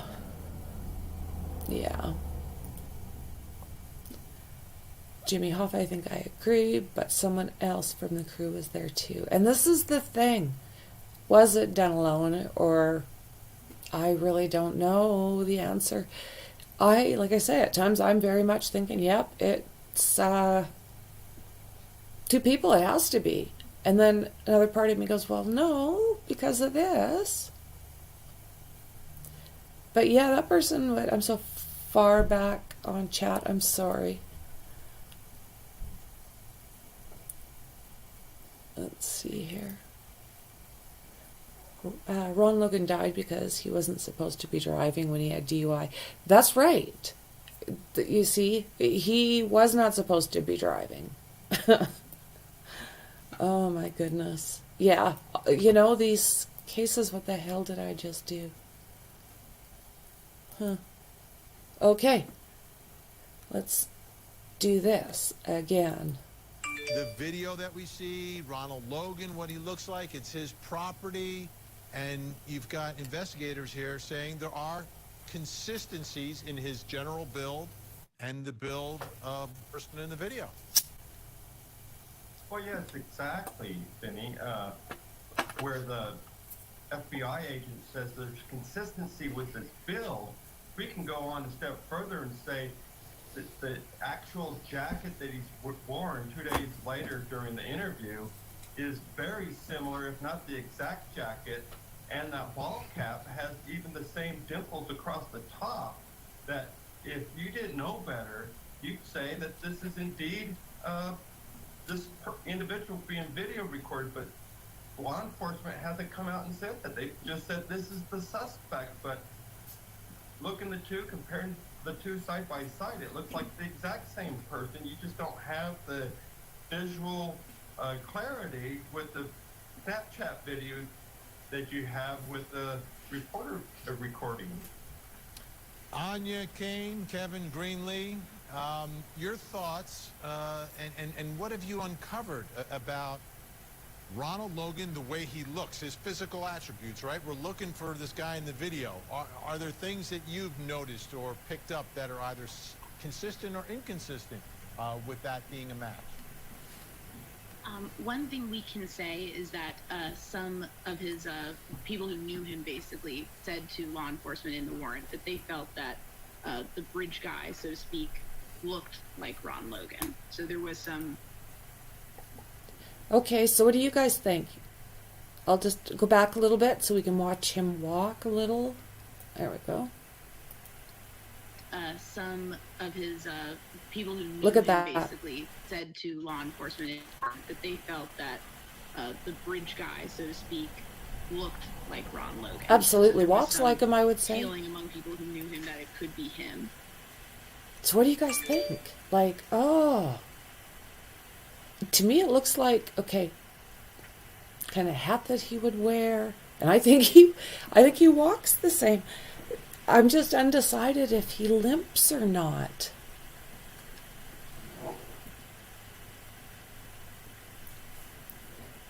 Yes, Jimmy Hoffa. I've heard that. Yeah, exactly. Exactly what you're saying, Jimmy Hoffa. So people who actually, and this is what I've been saying all along. I'm like, I look at that video, and if someone knows that person, I think they would recognize him. Do we know if those folks came forward voluntarily, like early on, once the video is released, saying, hey, did they pick up the phone and say, hey, that could be Ronald Logan? In the probable cause affidavit that the FBI agent wrote to secure the warrant, she specifically says that there were 15 tips from the public, people who came forward with information that they believe connected Logan to the murders. Wow. So here we are, Jason Jensen, again, in 5 years. 5 years, and again, investigators not... And I understand, I'm a former prosecutor. I know what it takes to prove a case beyond any and all reasonable doubt. But I'm seeing circumstances here, Jason.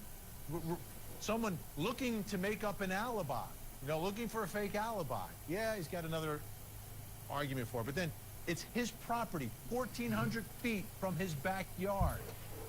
1,400 feet from his backyard. Don't we look at, like, the closest people first, Jason? Yes, they always do. They always look to see who who was either in close proximity to the victims in the crime scene, as well as relatives or somebody that may have a motive to cause this, a death of somebody. But here, we got, under the totality of the circumstances, a lot of different things that come together and portray a picture that Ronald Logan is likely the murderer here.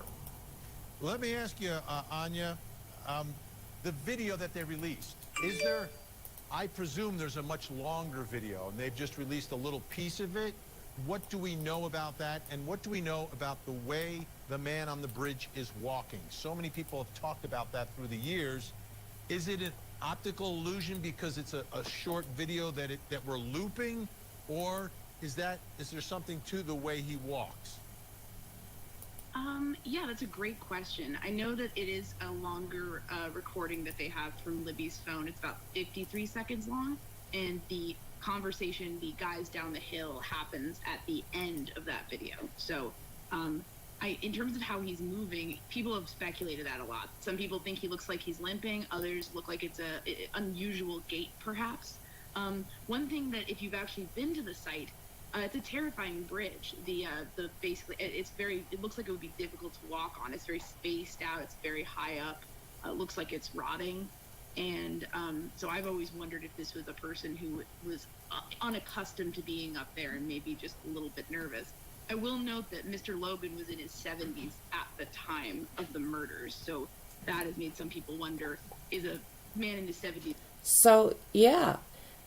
You could kind of get an idea. I was looking at some pictures just now of the Monahan High Bridge, just to give you an idea how actually high it is. I'm stumbling over my own tongue, but it's high. Like, it doesn't look so bad. It would be, can't remember who said it. Like, yeah, give me my parachute. I'll get past there a little bit.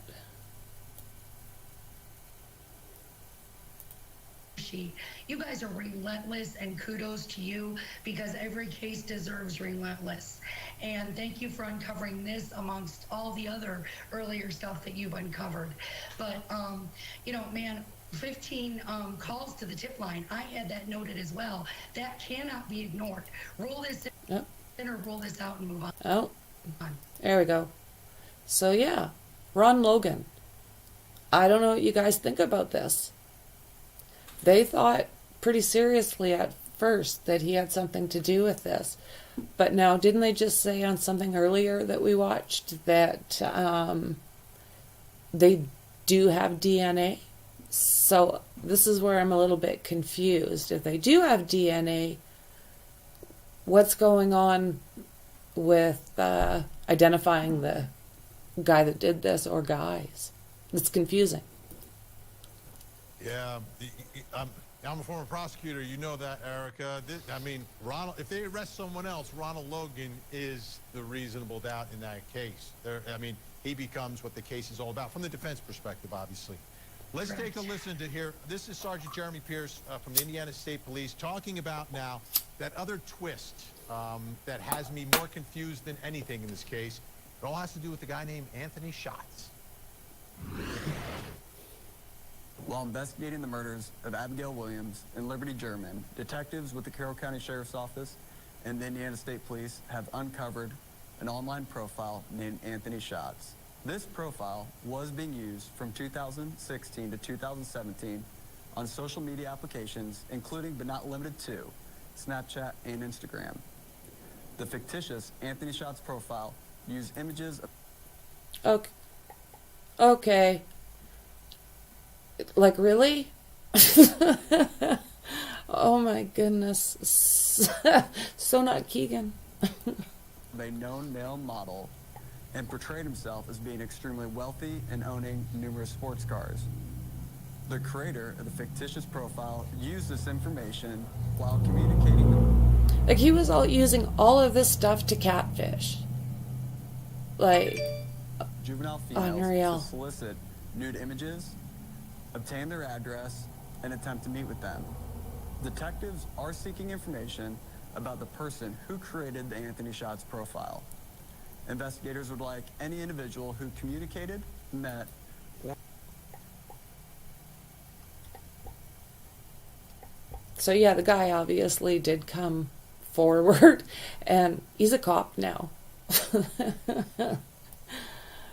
going to go a little further up here. There we go. Cases who aren't exactly clear yet that Anthony Schatz is a pseudonym, not a fourth person of interest. And so as every name evolves, as every new individual evolves, this just dissects the case and spreads it out thinner from my perspective. We've talked over the last last year on this, that you have to really rule in or rule out and then move on. This just continues to be a cluster, so to speak. That's what it is. It's like a cluster frick. Just unreal. This one, along with how many more, right? Everyone, like, oh, I'm like, okay, I want to hear what these guys have to say always. No. Let's see what this says. Night. It reads as follows. Recently, as you may already know, there's been some material released by a local podcast which was not provided to them by either the Indiana State Police nor the Delphi Double Homicide Task Force. As such, we are politely declining your request, as the integrity of this investigation must and always will come first. So, yeah, that's those podcasters that we like so much. But you know what? They get kick-ass information. And I don't know, in my opinion, they do it all right. They don't... If it has to go to law, it goes to law. And if they just don't talk about it, that's the way I see it. I give them a lot of credit because they have a lot of great information.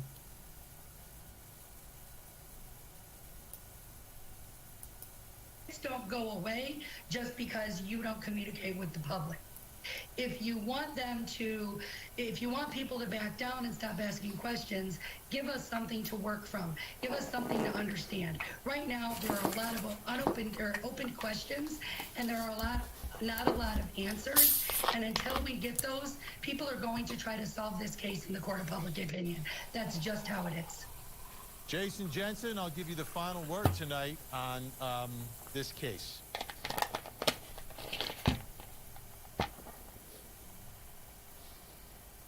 Jason? So yeah, that is now let me see if I can find out when this was. So June 7th. So that's the thing, a lot of this stuff has been out for quite some time. But at the same time as stuff has been out, a lot it's being kept hush hush. Like, this information is usually really good when it comes from, what is their podcast called? The Murder Sheet.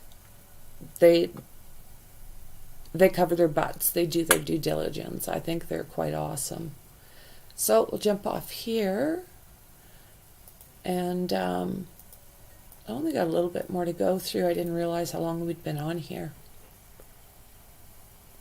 I appreciate every single one of you guys for hanging out with me. I really appreciate it. So before I go there, what's going on in here? What are you guys doing? Hey, Connor. Scott, hey. Great to see all of you guys. So what are y'all chit-chatting? The Murder Sheep. Yes. The Murder Sheep are awesome. They're getting inside info from someone who might end up in jail. Doug Carter said that when this is over, he's going back through every lead to see who's been misleading. Yeah. Yeah. Isn't that something? Like, it needs to be... there's been a lot of mistakes, I guess, is what I want to say. Oh, God, yeah. Karma? Trust my pit bulls more than some humans? I'm just saying. So, we were just talking. We've seen that area, and it's like, don't walk down that path, or, what have you. I live amongst cougars and bear, and, I've had literally black bears look through my front window. I'm right in the middle of the Rocky Mountains. And I tell you what, I would much rather hit those trails with my dogs than deal with some of the streets in these cities. At least I know that the bear, the cougar, their idea is like, oh, food. You don't know with some humans just by looking at them.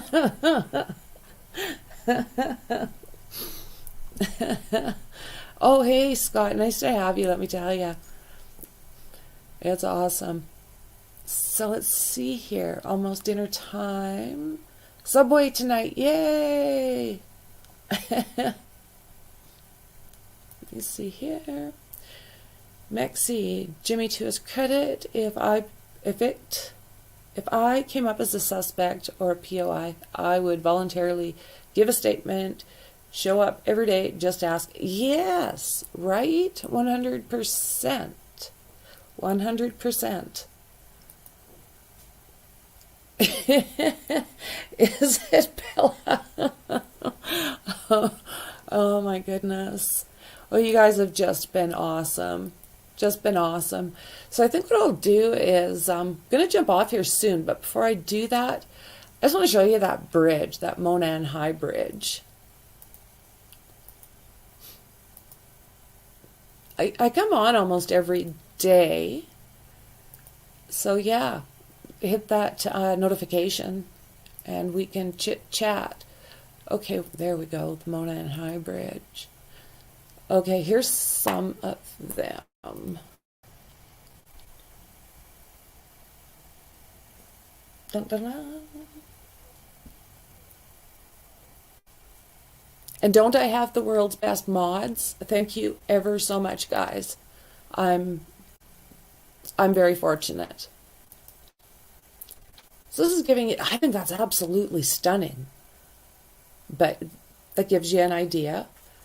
So I'm assuming that this is the end of the trail.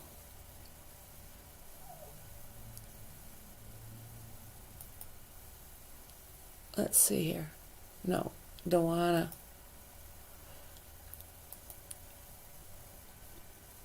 That gives you an idea again. There we are.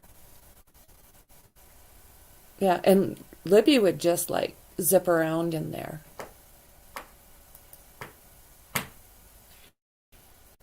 There we go. So I can't tell if that's the end or if it's the beginning of the trail. But the very end, basically you run into like a fence and a little place where you can stand on dirt like it's a hill, right? And there is, like I say, that gate, and I think it's a cemetery, but I am not sure if it's on this side or if it's on that side. Yeah. That guy. So I can't tell.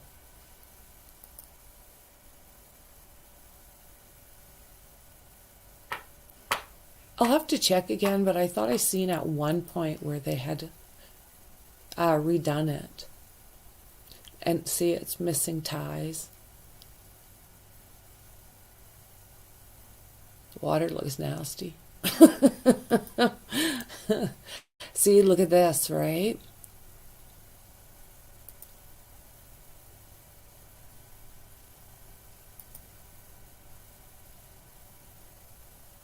You know, it was never, as far as I know, it was never barricaded off on either side. I'm surprised no kid didn't fall off, to be honest. So that means, like, looking at this, okay, it does look like the trail starts here. And ends there. I have to see something here.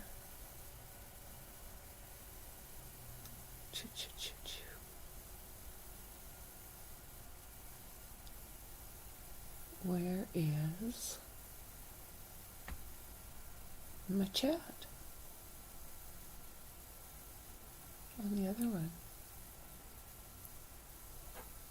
Wow, that's just weird.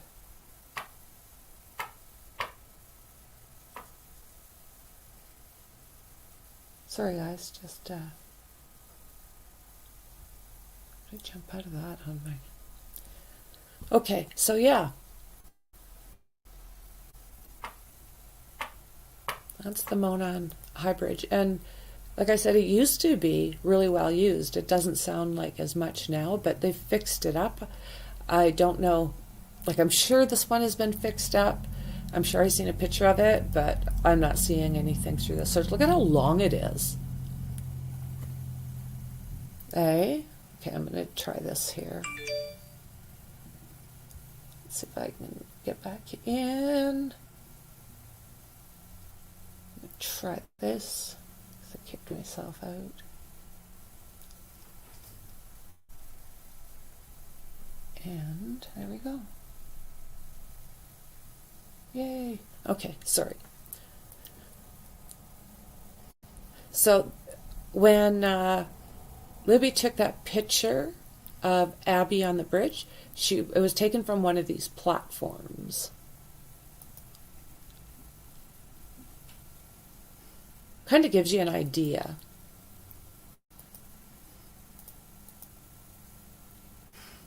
Absolutely. So I'm going to, I think I've got one more thing to we can go through. And this is again back in May when we learned a lot of that information. So let's do that.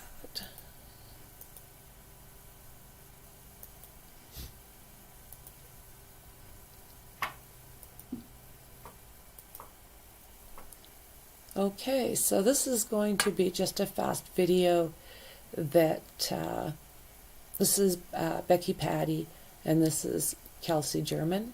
So this is oh my goodness, hang on here a second. That was Libby's sister and Police now have grandmother. DNA in the case of these two girls who were killed in Delphi, Indiana more than 5 years ago. Libby German's grandmother shared that information during a new interview with Fox News. German and Abby Williams went for a hike on a popular trail on Valentine's Day of 2017. Their bodies were found the next day. Libby used her cell phone to capture the image and voice of her suspected killer. Then last year, police uncovered a social media account called Anthony_Shots that communicated with Libby. It showed pictures of a model, but the account actually belonged to Keegan Anthony Klein. Klein failed a polygraph when asked questions about the girls' deaths. In a new interview, Libby's family says ISP detectives now have more to work with. Police have said there was DNA. They have made the comment that there was DNA. I know for a fact that this Anthony Shots account did have contact with Libby. I feel that he knows more than he says. Klein has not been charged with the girls' murder and has denied any involvement in that crime. Yeah. So, I don't know. There he is again. So yeah, friends.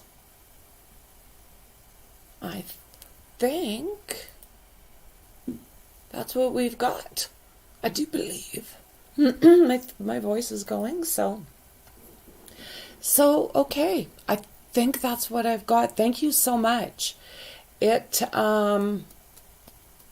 Great conversation with you guys, and share this out if you can. I would like to see as much reach as we can as far as this case goes. It has been over 5 years, and as the grandma just said, there's DNA. So, yeah. Press conference at 6.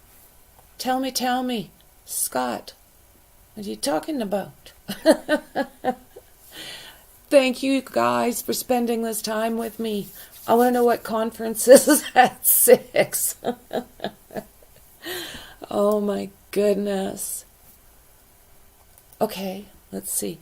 I just had a thought. I was staring at the bridge thinking, man, there's nowhere to run. You think that's... Well, that's the thing, Mexi. I don't know. But it makes the most sense to me that he had more than one weapon. Because if I was approached in a place like that, if the guy had a knife and there was 2 of us, I don't know how I would react. I can't say that I wouldn't fight back or do something. But if it's a gun, I don't know. I don't know. So, yeah. I don't know how you guys feel, but I think that it's coming to a close. I think we're going to start finding out some answers. Okay, press conference at 6. For real. Heard it on Mob. They're great. Yes. Absolutely. Absolutely. So, I am going to jump off. You guys are so awesome. I appreciate every single one of you. And I will absolutely see you in the next one. Don't forget to like, share, and subscribe. Okay, talk to you soon.